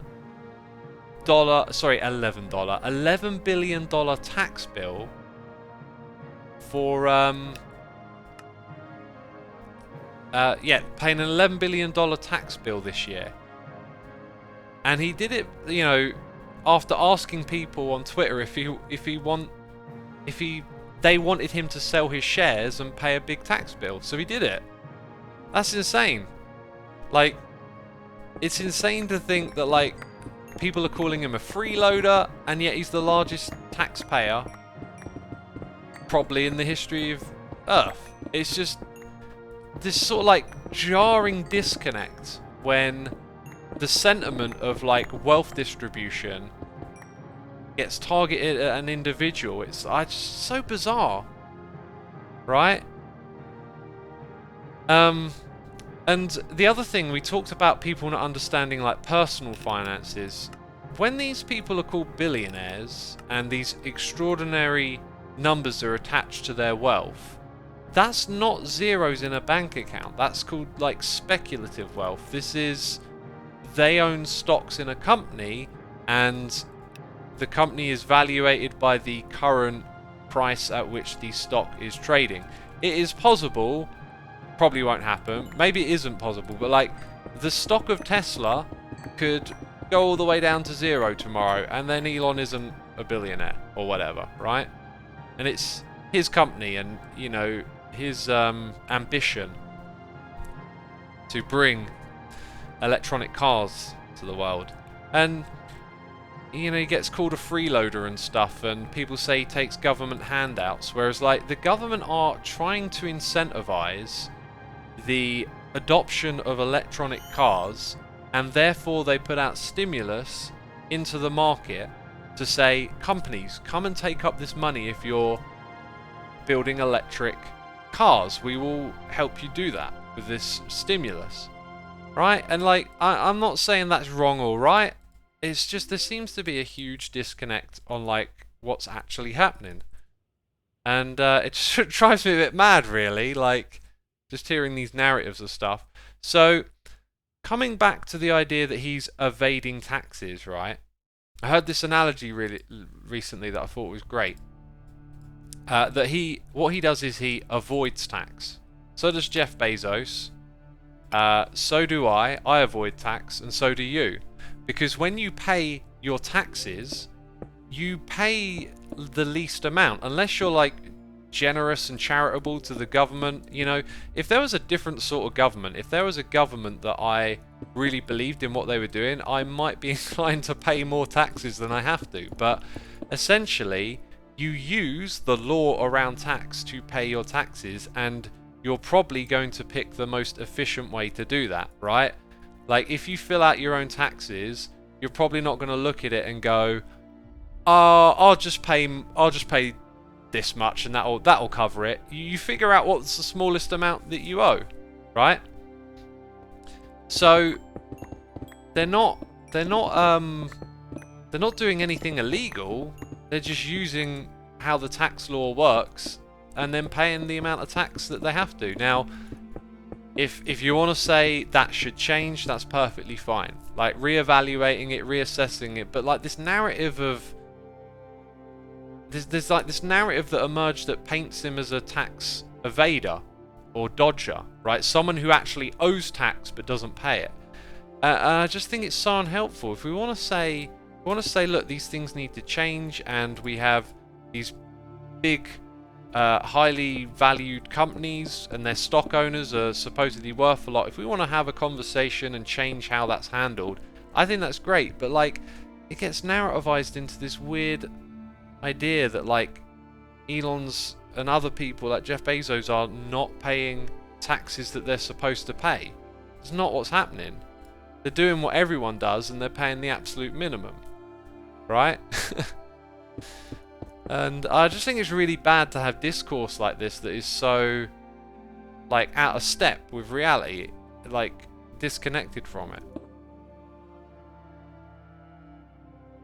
I think singling out specific rich public individuals on how much they are taxed is wrong. I agree there should be a focus on the problem of tax avoidance / tax loopholes as a whole instead. Myself, I think, yeah, really well said there. Really well said. I don't know what it's like for other billionaires, but like Elon strikes me as a guy who would probably be okay with it if like there was a conversation around that and it changed and he'd go along with it. I don't know, some of the things he says, you know, they don't patent, Tesla don't patent parts of their car technology, and they basically make it like open source because his goal is to get the world transition to electronic vehicles and using renewable power, and so he doesn't see it as a problem if other companies come along and are successful in the same space, because like that's ultimately he's got the same ambition. And yeah, so I think when people like, understand that he's super wealthy because of what he's done with Tesla, they sort of paint him as a I don't know, like an evil billionaire who wants, I want to take all your money, that kind of thing, right? And it's just I don't know, seems quite far from the truth sometimes. Alright, Viral Sun says, no offense mate, but you're well off base here, saying, oh well, if you can get away with not paying, then that's okay. When these people generate astronomical amounts of wealth and then games the system not to pay their fair share, then how is that okay? The worst thing is the system is easier to avoid paying taxes the rich you are. I think we're almost actually on a closer wavelength than you think there, right? So like, I'm not saying this stuff is okay. What I'm saying is that they're doing what's legal, right? So if you wanna change what's legal about it, then that's a different conversation. It's like it gets targeted as them, yet they're just doing what everyone else is doing. Don't hate the player, hate the game, says our Live in Earth. Yeah, maybe that's a good analogy. And the other thing there is, I'm trying to remember what you said. Yeah, when people like have these remarks where it's like it's a problem that they've created so much wealth, I'm not entirely convinced that that is a problem. Like, don't we need people to generate wealth in society? If you take the overall wealth of today's society, if you want to define it fiscally or based on standards of living and well-being, they are astronomically better than they were 100 years ago, and 200 and 300. Like, it has been progression for all, and people who are generating wealth in society like that, I don't have a strong opinion here, but is it not like coming back around? Does it not benefit us all in some ways? Again, I'm sort of really undecided on that, because like we've had capitalism, and then when we've had alternatives to capitalism emerge, guess what? Capitalism isn't gonna, the capitalist countries aren't gonna go, oh, I see you're trying that thing over there, we'll just let you go ahead with that. They go and attack it, and without a laboratory on Earth to A/B test these things, we don't really know how different systems work if they were totally implemented. So I don't think you can fairly see if alternative systems for running the planet would truly work. To Bird says, trickle-down economics sounds like what you're saying, and that ain't worked. Right, yeah. But in some ways, I mean, has it? Like, again, there is this march of progress for technology, standards of living around the world. It's happening in and amongst wealth inequality, which I don't think is great. But I think to completely dismiss it, I'm not sure it's so fair, because there's a lot of evidence that, you know, things do get better in some measurements, right? Like, trickle-down economics was made by a journalist, not an economist, and it never works, says Guri Sly.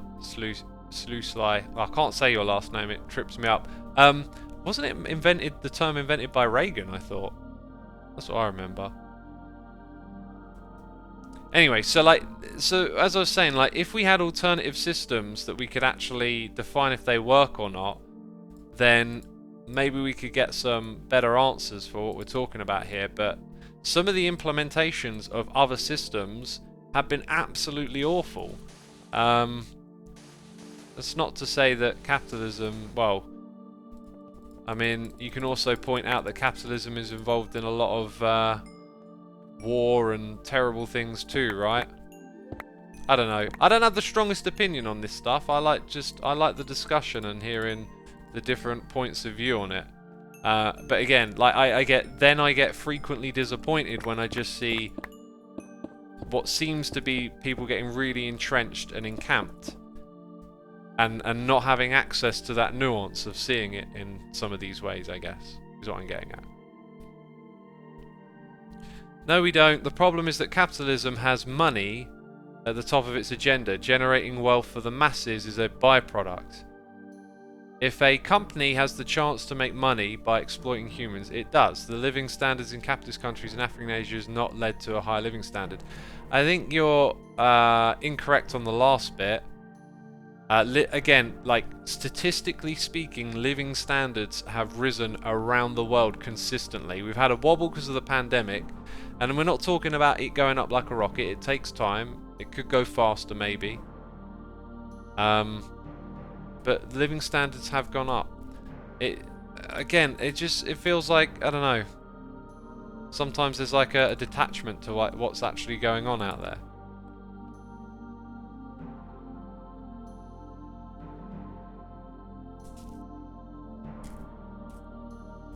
Why do you expect nuance from the internet, X? Have you not been long enough on it already? But Curls, where do I get all the nuance from? Right? I get nuance from the internet itself. When I go to the places where I can listen to people on a similar wavelength who want to look at these ideas and fully explore them rather than deliver you the "this is how it's happening, this is it, I'm right" kind of angle. I mean, that's the place where I found all of this, the internet, right? I never had access to any of that before. When I was younger and there was less of this kind of information on the internet, God, my opinions were so like deeply entrenched in everything capitalism bad, you know, money bad, just complete and utter ignorance to how any of it ever worked. And I'm not saying now I'm an expert. I'm just, now that I'm more aware of how ignorant I was, it's just I go back and think, oh, like I didn't even really know what was going on.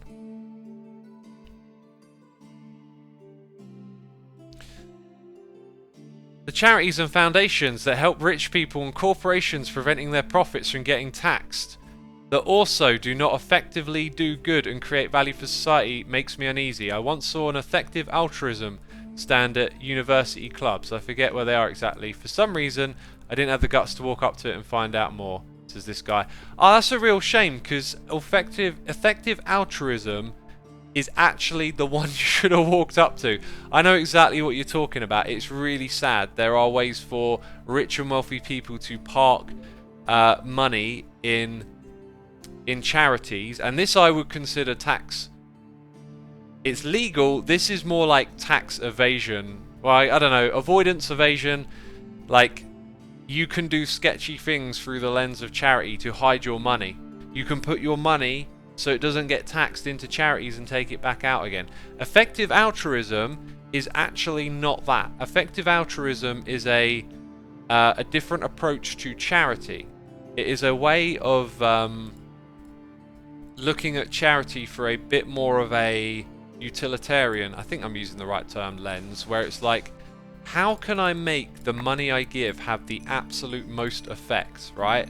So you might think, like, you see a poster of like a starving child in Africa and it like pulls at your heartstrings, so you donate some money. It might be that is not the most effective use of your money. It might be that, like, you know, only half of it gets out there and makes a difference, and it might not even be an effective way to implement it.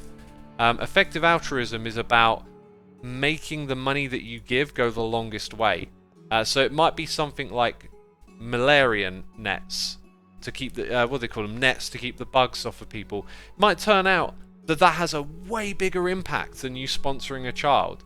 And this doesn't mean sponsoring a child is wrong or immoral. It's just realizing that like there are human perceptions and then there are statistical realities.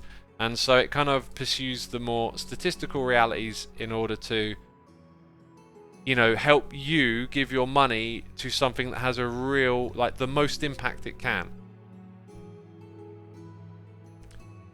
Is essentially, as I understand it, what it is to be. This is one of the things that frustrates me about a centrist state of mind. You wind up arguing against what you said 5 minutes ago, says Tangerine Lime. Yeah. I'm not gonna dispute that one. I'm not gonna dispute it at all. But I prefer that. Like, I prefer trying to like see different sides of things, I guess. I feel like the world is that. The world is complicated and difficult, interwoven, connected. Hypocrisy is something that's like incredibly prevalent. Like, until you turn the light on yourself, you might not realize like how hypocritical you can be. Like some of the things I've tried to point out today about the disconnect between the reality of taxation and who pays taxes and whatnot. It's like some opinions about wealth and how it's done can be really hypocritical when you don't understand how they work and you don't put that lens on yourself as well. Carl says, if you sit on the fence, you have to fight people from both sides. Lol. Yep, there's that as well. Yeah, like I remember, is it 1984 has this thing about doublespeak, or like holding opinions that are contradictory. And I learned that, and then one day I remember spotting it. And again, going back to when I had strong opinions about capitalism bad, or whatever, right? I noticed at one point, I can't remember the specifics, I really wish I could, but I noticed myself actually having two opinions that were in conflict with one another. And it didn't feel like they were in conflict. And once I identified that, it was like, ah, now I can understand what like that doublethink stuff was all about. Like, ideas have the power for you to believe in them emotionally, and yet statistically or in a real sense, they can actually conflict with each other somewhere else. And it's hard to tell other people that they're being that or they have that, but if you take the time to look for it in yourself, you'll spot it. And what I realized is that it's the human experience is like really bad at interacting with statistics, and yet it's very emotional. So we have like these emotional perspectives about some of the things we've just been talking about, and yet they can be like wildly detached from a statistical reality. And so that's why I find myself playing devil's advocate, and like when I hear an opinion that's being expressed strongly, I want to think, how could that potentially be wrong or different? And I do that on my own opinions. And so when we have these discussions, I'm not saying like, if I haven't said it enough, I'm not saying like I'm massively strong on any of this stuff. This is just what I think about, and like what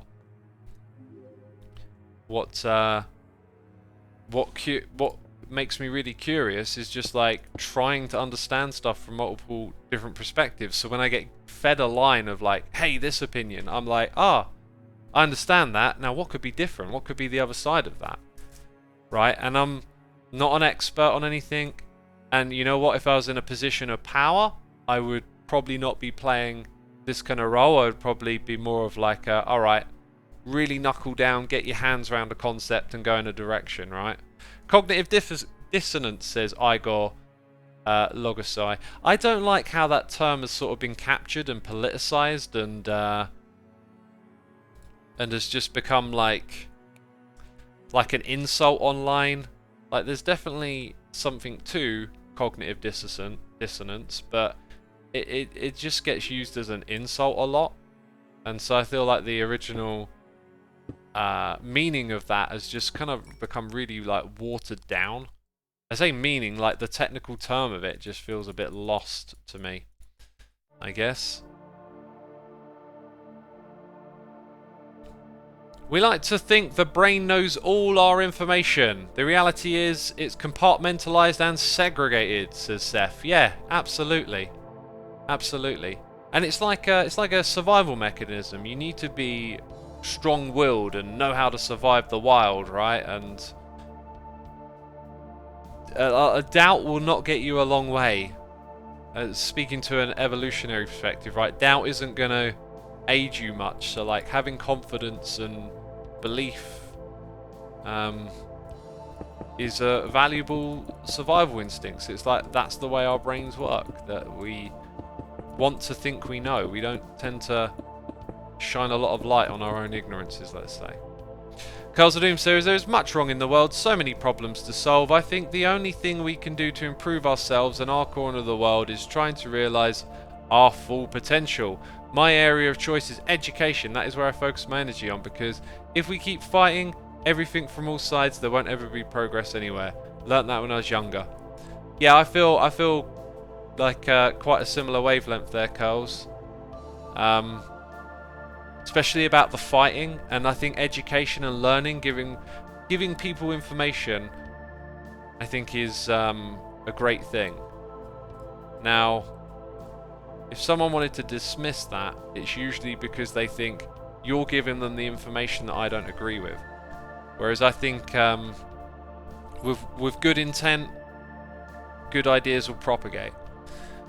Venom Strike, thank you for 3 months. Happy holidays, X and chat. Hope you all are having a great time with friends or family or by your own. Thank you so much. Really appreciate the Prime subscription there, and the well wishes. How long have we been at this for? 2.5 hours. Right, we're gonna change pace a little bit. Massive shout out to Shinny on Twitter. I just kinda, I've been ambling around having a chat, putting down some sand. It's a bit slow, it's tedious. Kind of remembered that I got sent something super cool that we're going to put over here. It'll be a little bit tricky to build, I think. Maybe to build perfectly. How's your wither farm doing? Oh my goodness me, I forgot to turn it on. So it ran out of soul sand. I let the soul sand build up. We got 12k and 65k wither skulls. So we kind of need to build another soul sand farm. And if we click over here, is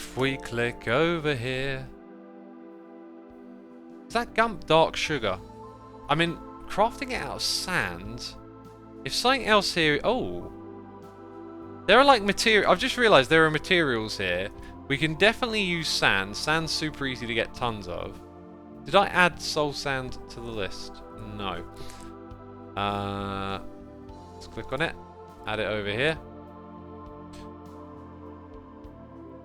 So like this other stuff, yeah, I had a look through all of this, and it's like basically that's the best way of doing it unless you want to do essence, which I don't recall actually seeing an essence recipe. Huh. So it offers us up a bunch of things. They're all from dark utilities. So that appears to be usual wither dust with a snowball, usual wither dust with an ender pearl.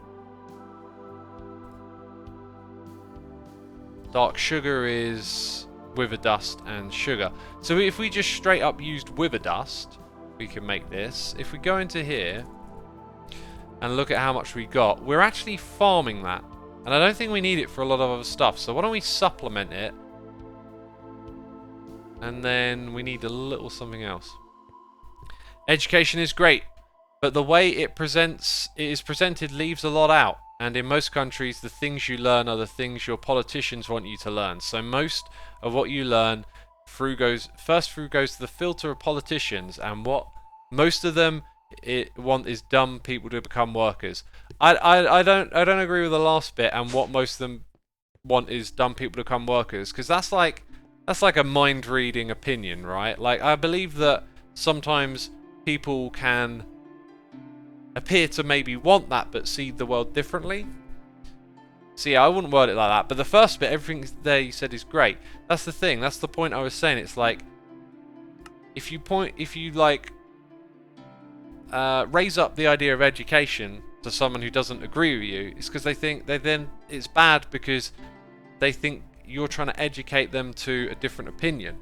So like, neutrality in education is what you want to aim for, but then even neutral is different based on your perspective. So yeah, I think you've like highlighted the problem, but like wherever the solution is, it's always like someone's gonna have an opinion, right? Because it doesn't agree with theirs. But in general, I feel like the good ideas prevail with time, right? So education is a great thing.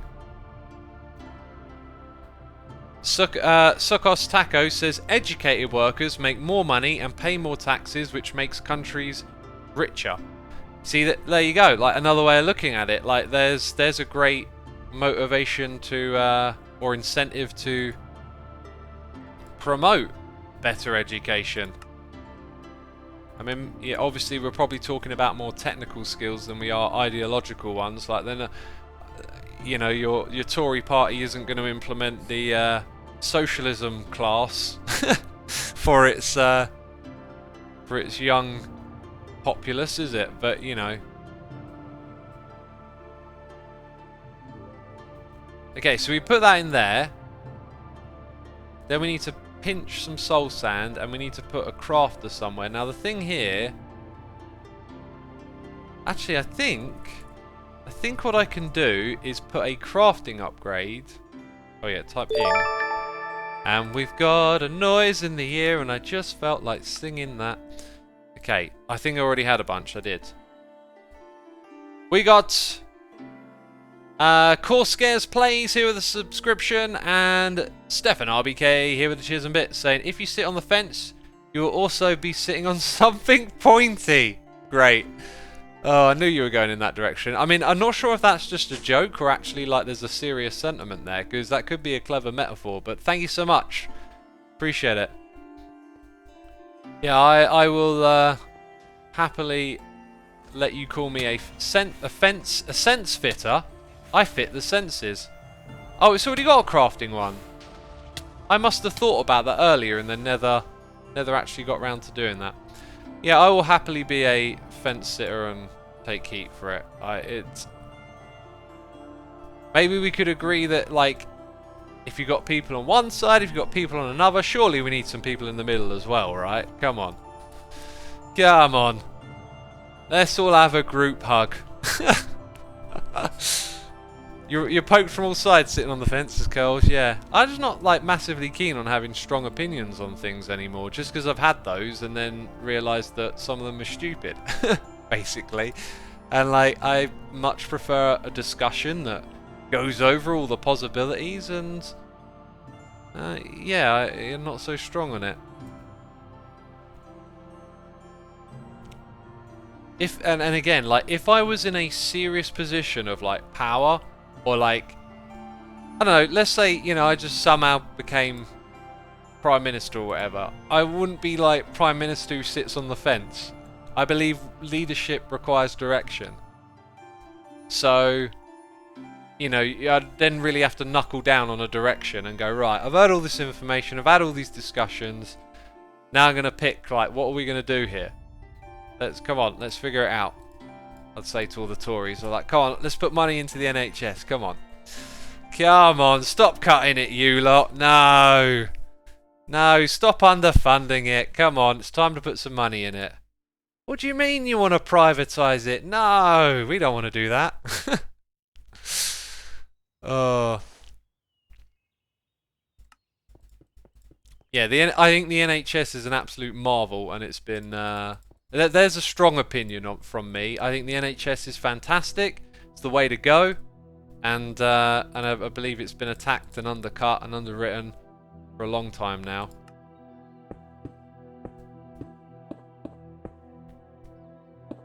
Okay, are you happy now? All right, now you can get angry at me and tell me how terrible socialized medicine is. Oh, that's the wrong one. Wait, no, I had the right one. I'm doing the wrong thing because I'm autopiloting. Let's do that. Nope. That. Bam.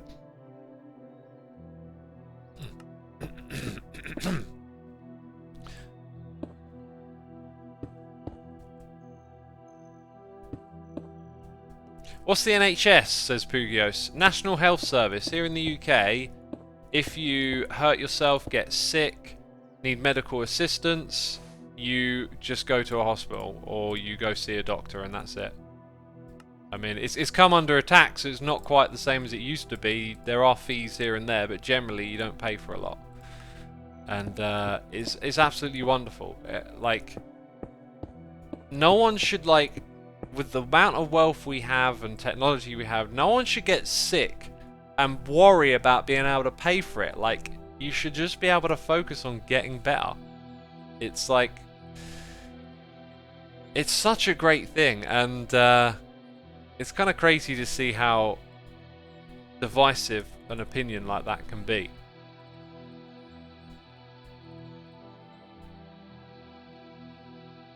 To the British eat spuds. If you mean potatoes, yes. Oh, and by the way, peeps, let's talk a little bit about food, okay? Because today is the end of suffering. Oh my god, I've been cutting calories for so long. I haven't eaten anything this morning. After this stream is done, I'm going to go to my parents for Christmas. I'm going to have a fat peanut butter and jam sandwich, a mince pie, glass of milk, a little bowl with some Cheshire cheese and chili peanuts. I will be eating food today. I'm not going to go crazy though, I have talked about this, but I'm definitely going to eat and have a little bit of, I don't know, recovery or something like that. I wish I was a bit more prepared for doing this, because I keep looking at the image that Shinny sent me and realised that I kind of need to put it in a different program and make it easier to like look at it pixel by pixel. So I don't know if Shinny's with us, but Shinny designed a really cool logo, and I think I might change that colour of blue actually. It looks just a little too bright. I think a security company would have more of a navy blue. I also feel like my building energy has gone a little bit. Yeah, let's put the brakes on building today. That was a lot of fun. We didn't do a crazy amount. Oh no, the globe. I want to keep the globe. I want to see what this thing is actually. We'll do that today then. We didn't do a crazy amount because we had a lot of waffle about Hermitcraft and other topics, but I'm liking where that's going. No doubt about it. Really liking that. We're going to have a corridor down here. Definitely going to put some brighter lighting over the back there, I think is the way to go. Actually, now that I've come back for a review, my mind's started ticking over. So, while I remember, here's what I'm going to do. I'm going to just do... oh, dang it. I want to put in an alternative to this. Like, we've used this, we need alternatives. So, I want alternatives going across the top here. And I want to hang different types of light source from them. But I think I'm just going to get dragged into it, so I won't. But one thing I would like to do is... I think if I type block... Yeah, these textures here, I think a couple more of those could be useful maybe. Yeah, let's not get deep into it, let's go do something else. I'm just wondering what was the Hermitcraft waffle, says the left cheese. We did a bit of like a post-mortem on Season 8 and answered a whole bunch of questions. And Doc was with us having a chat as well. How Mumbo accidentally referenced MLP is going to eat me up. I don't know what MLP is. I don't know how Mumbo accidentally referenced it, but if there's one thing I've seen in the comments of my videos, it's that anything I say is a reference to some other thing that I'm completely unaware of. The last one I saw, I can't even remember what it was because I care so little now when I see it, but it was like, someone was like, I can't believe you visited, he can't believe you referenced what? And I was like, I don't know what that is and I don't know why you think I referenced it. Oh, any 7. You have to travel to any 7 of the globes. Ah, biomes. I thought you visited one to do the thing, but no, you have to cross 7 biomes off a list. Let's also go to the let's go to the end city. Oh my god, I should totally have brought some bottles and got some Ender Dragon Breath. We could go to an end city. Oh, dang it. And get ourselves an ender chest, I figured. Sorry, an elytra. Am I just terrible at saying words all of a sudden?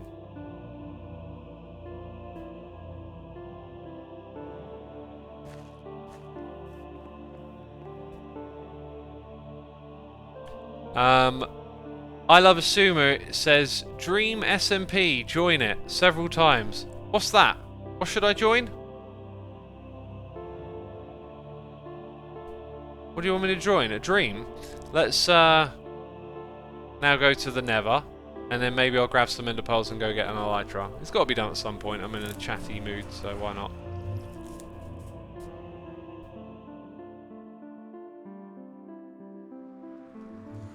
Okay, the snow globe should update. I could fly around on the top of the world to get the rest of those.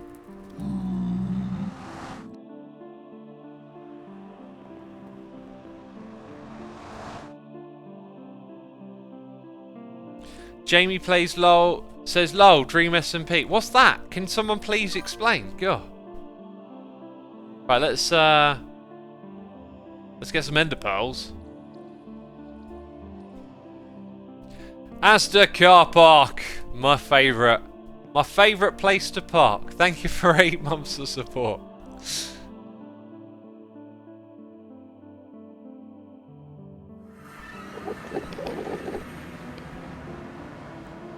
So no one's going to tell me what Dream SMP is. Well, okay, then fine. Who even is SMP? I know, right? Like, who is that SMP guy? Let's throw this into here. Is there like an easy way to get these in this mod pack, or am I just going to fly and look? I feel like F5 and night vision would be helpful. Hey, look at the sparkles behind me. That's cool. Kiwi? Oh, why do I... Wait a minute. When you fly out too far, isn't there a possibility of finding the awakened dragon thing? SMP is Steve Matthew Patrick, an accountant from New Brunswick. Ah, right. And you want me to join his dreams? That's really weird.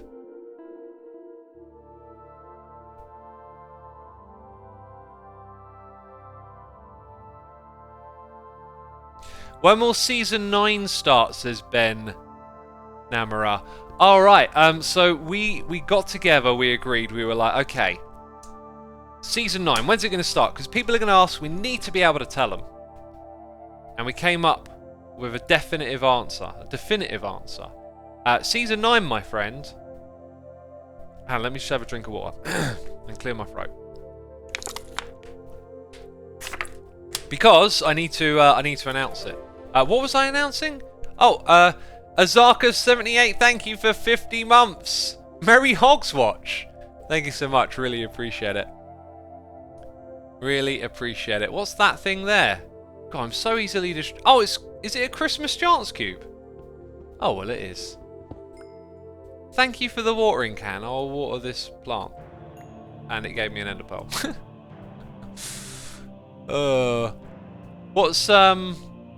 What were we talking about? We're talking about something.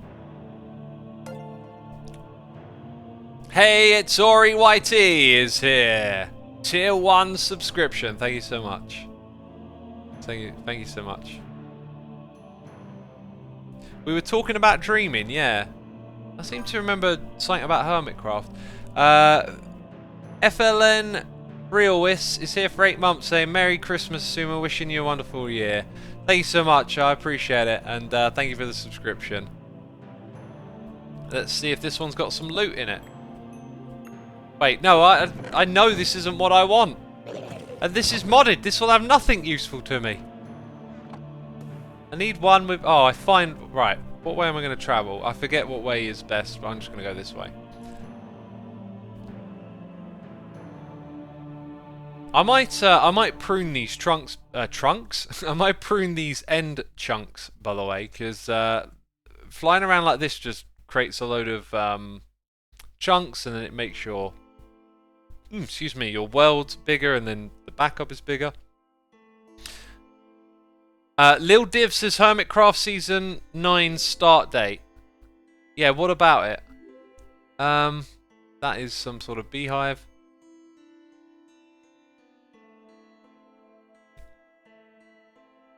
Oh, I've got an itchy head.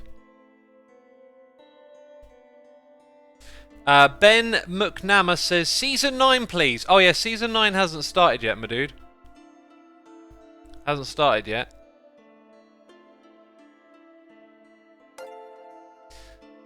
Crazy Apple is here with the Prime. Thank you, Crazy Apple. Greatly appreciated. And you know what?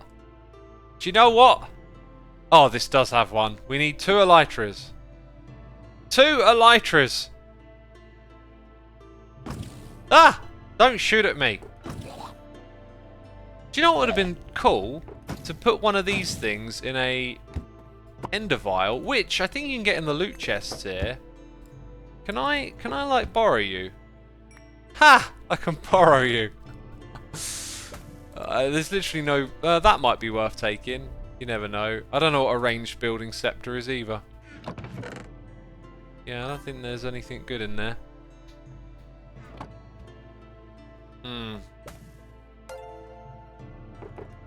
Dino says Season 9 date question mark. Oh yes, that's what we were talking about when Season 9 starts. We need to be on the lookout for a portal, by the way. Saya 2014, thank you for gifting a sub to Astan83, DJ Redcat, Dagian Xseed, and Stan Lighting. Hey Erto. If you heard your name being read out loud, be sure to say thanks in chat to Saya.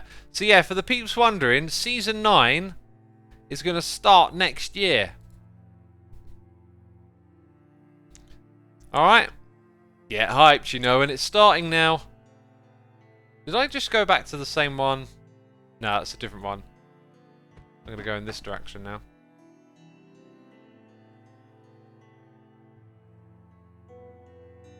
A whole year, says Rob, yeah. 2022 is a whole year as far as I'm aware. Yeah, looking forward to your next Hermitcraft series. Awesome. I'm looking forward to it too.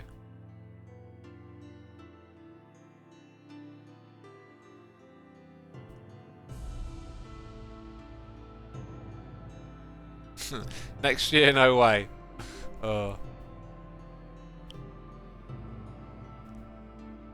Isn't this what I was looking for? It is. But I didn't get the second Elytra, so... Oh, no. That one, then that one, then that one. If I need to come back there, I have the coordinates. I'm going to try and travel in a straight line, though.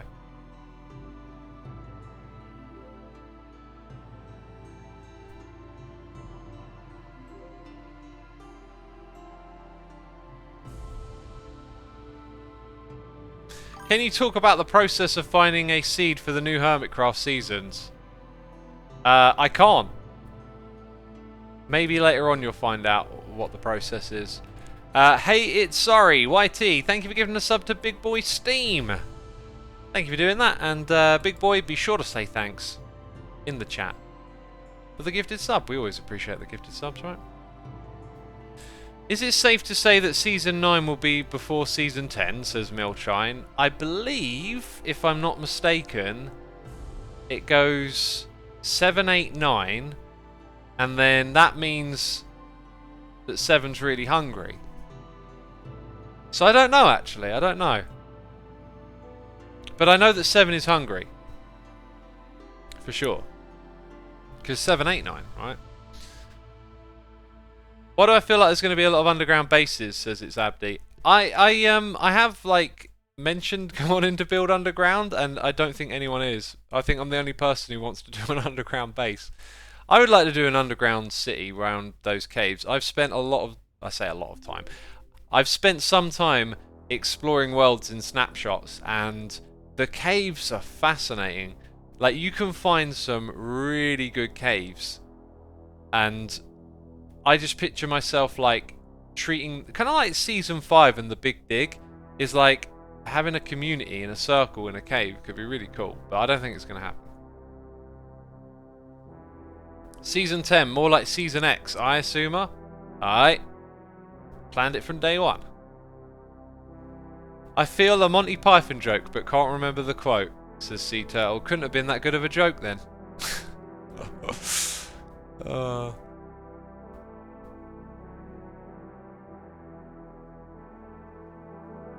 Wait, if 789, does that mean that Season 9 of Hermitcraft can't happen?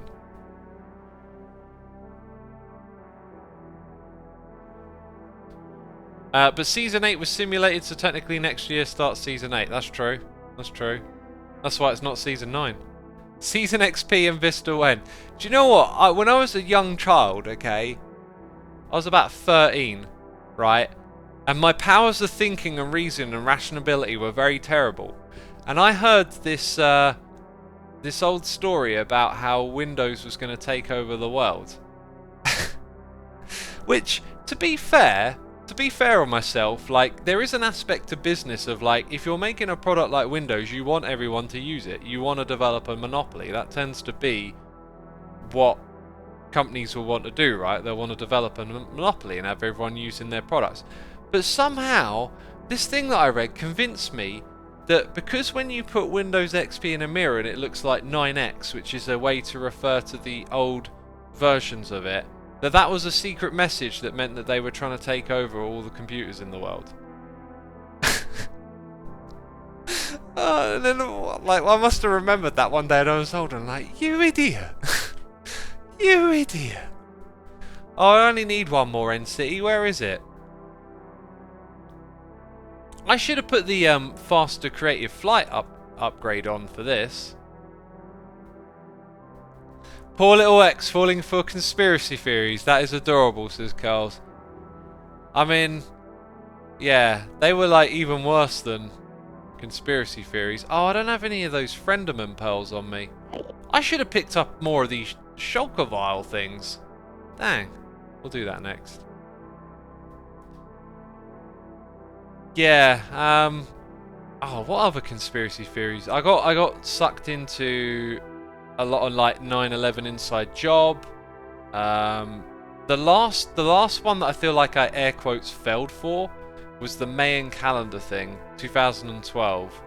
I was so convinced by that, and then like I think it wasn't when it came around. It was sort of like as it got closer and closer to that date, I started to think, actually, yeah, like I don't know.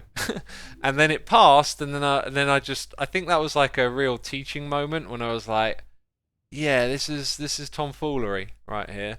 Twibble79, I believe you've raided us before. I thank you, and thank you for the raid. Welcome all the raiders on this Christmas Eve morning here in the UK. Hope you're all having a good holiday season, and welcome over. Welcome over. We're looking for an end city. You could probably guess that. The Mayan dude that wrote that was dyslexic. He meant 2021. Really, really. Jeez. I used to watch a lot of Shane Dawson. Lol, says Shortin.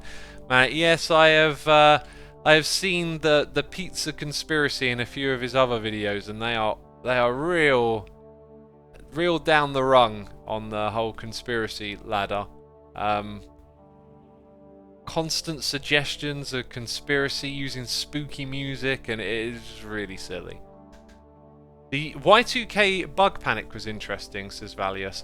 The Y2K bug thing is not a conspiracy. It's not a failure. It's a success.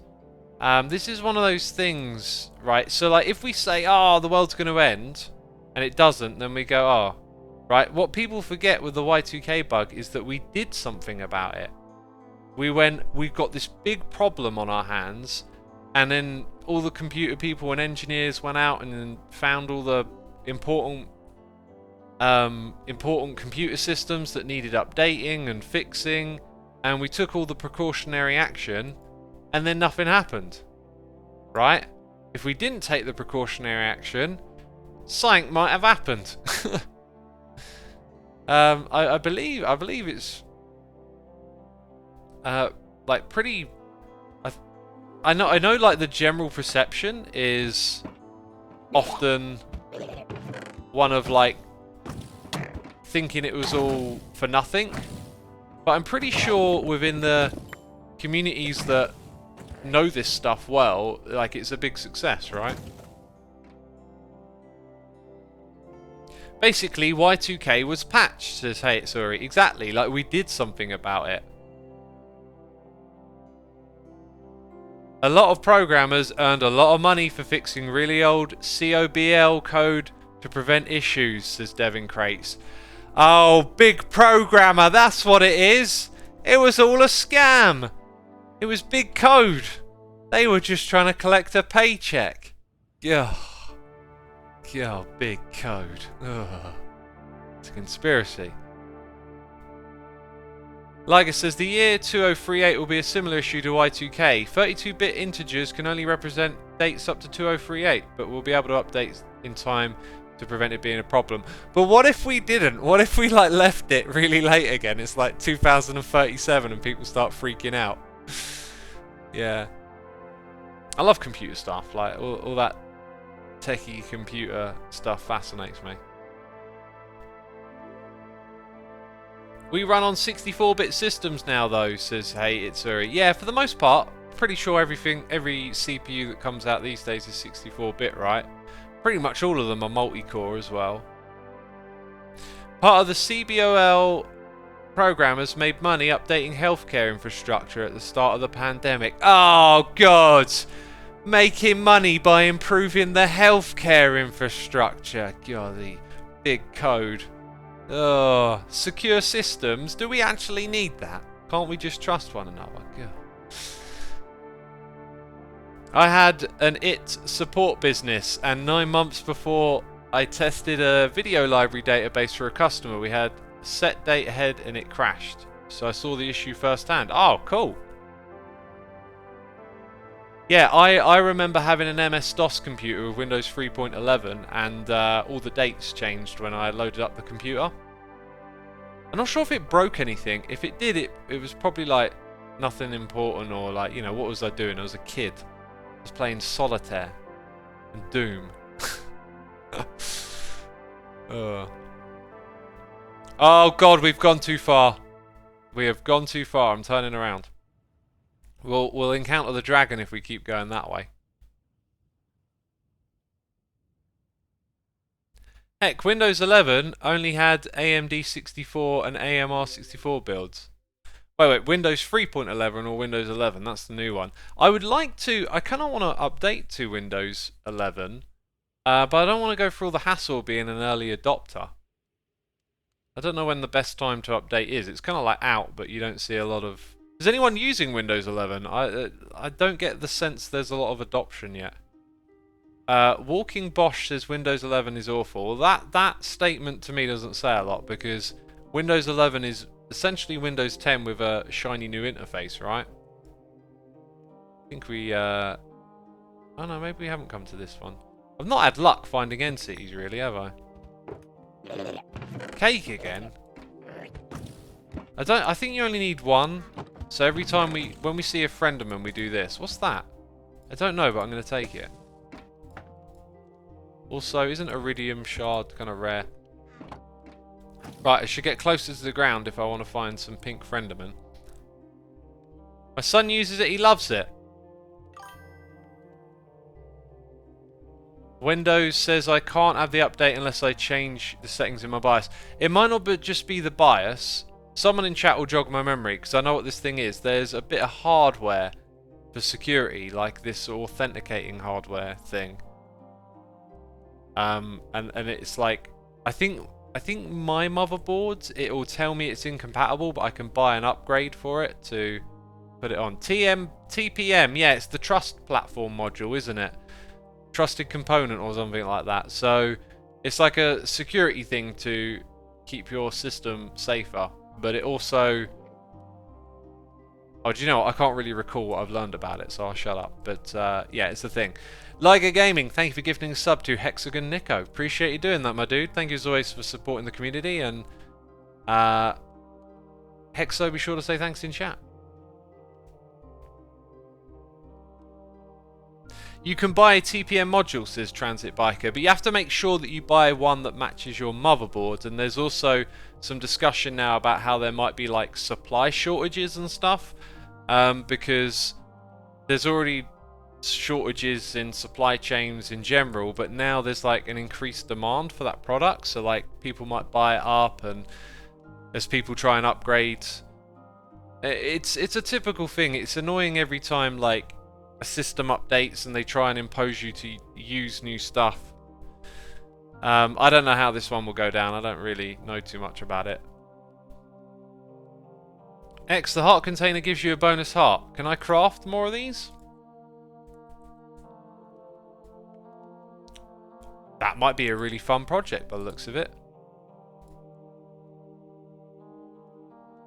Might also just be junk that I have lying around. I don't know if I want extra hearts because they're not... I think I'll wait until I know that I need them. Right, let's add it to the list though. I think when I know that I need them, then I'll want them. But until I need them, here we go. Until that day comes. I like not having lots of stuff down here, right? Like I watch Iscal's streams with his Vault Hunters mod pack, and there is a lot of information on the screen, and it's kind of cool. I find that stuff like super cool at first, different coloured hearts, like more stuff. But then when you do something like building, which I do a lot of in this mod pack, is then you notice how unnecessary it is. Hey, look at this! You flew past the ship on that last end city. Really? I'm pretty sure that one didn't have one. Hello. Cool, Elytra number 2. And guess what, peeps? Guess what the time is? Guess what the time is? Sadly, it's time for the end of my stream. I never took a thumbnail though. So actually, no, we can stream a little longer because I need a thumbnail. Because I'm going to have to do that before I head out of here. So, oh dang it, where were the coordinates of that portal? Looks like you got to put up moving a little bit longer. So I should fly in this direction so that I eventually get to one. So it's minus, let's see. Yep, that number needs to go down. It's a long way away. Alright, good instincts. This is this direction. Until we see another one. Wait a minute. We shouldn't encounter one of those, should we?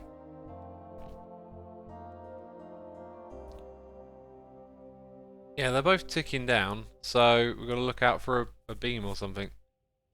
Thanks for answering the Hermitcraft questions. It was awesome to have Doc join the conversation. Yeah, it was definitely cool. Peeps, be sure to hit the follow button over here on Twitch as well. I don't know when I'll be streaming again. I think I'm going to take like 3 or 4 days off. I'll probably play in my Stoneblock world a little bit here and there, but I think I'm going to take some time off. Raid Sip. Now, the way you spelt raid makes me confused. And who is Sip? Do you mean slip? Slip to the gator? Will there be an Xisuma Says video on the Hermitcraft questions? Liger? I know you're here. It's up to you, my dude. There's actually tons of talky stuff that came out pretty well today, so if you want to clip anything from this one, I'll upload it. That being said... do you know what I can do? I can stop recording right now. And that saves a little bit more. And I can even start uploading. So the quality at the end of this stream for all of you may now be degraded. Your viewing experience might get a bit wobbly. Because I need to head out of here. I don't want to spend too long getting out the door, right? Oh my god, it's almost 10 gigabytes. Right, let's use Google Chrome because it's probably going to throttle Firefox. I also can't see chat, Liger, if you're there. Okay, let's drag that file into there. Oh my god, it's saying half an hour. I want to go. I want to go. It's Christmas. Right, y'all can let me know how terrible the quality is. Is the quality going down like a Led Zeppelin? That's the quote, isn't it? Oh yeah, it might be slow because I'm also streaming. So when I stop streaming, it might shoot up a bit. That's good. That's good. I need about 10-15 minutes.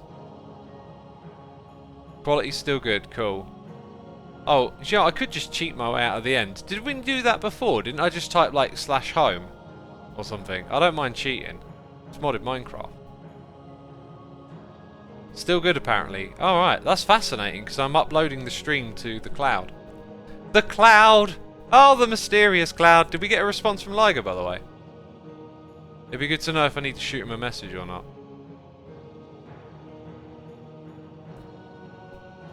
Also, Liger, are you VIP over here? Is this quality content? This is like post-stream content now. Yep, saw it and hearing. I can't click on your name, but how do I add you as a mod? Oh god, I think I've got to open my own stream. Right, don't actually play the stream because I'm streaming it and that'll take up more bandwidth. Here we go, here we go. Ah, click on your name, click on your name. What about mods or... Dang it, I don't know how to use Twitch.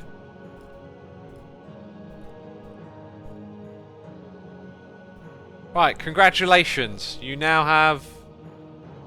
Is it a heart next to your name? There you go, you got it. There you go, my dude.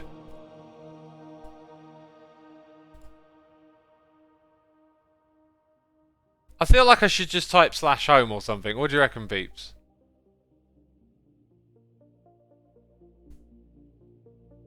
I think we typed home. Ah, it isn't. Jewett? I don't even know what this screenshot's going to be. What did we do today? We did some building. It was mostly talking. I like to put something like really interesting and novel.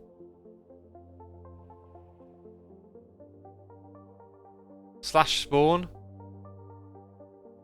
Oh, do you know what? We didn't get any further with that either, did we? Hey, maybe I'll just put myself in front of an NC. And there's my thumbnail. And then I can leave and I don't have to cheat. Ah! Okay, not the most interesting thing, but I think... I love the little particle effects on the wings. Is it me? Is it me or are the wings... I've got 2 lots of wings! Why do I have 2 pairs of wings? What? I thought there was something different with the particle effects, but now I got 2 pairs... I don't know what's going on anymore, peeps. I am confused. Also, we should totally make some armor at some point, like some better armor, but... there you go. When the moon hits your eye like a big pizza pie, it's the end of the stream. Alright, hit that follow button, peeps. Massive thank you to everyone for the Christmas wishes today.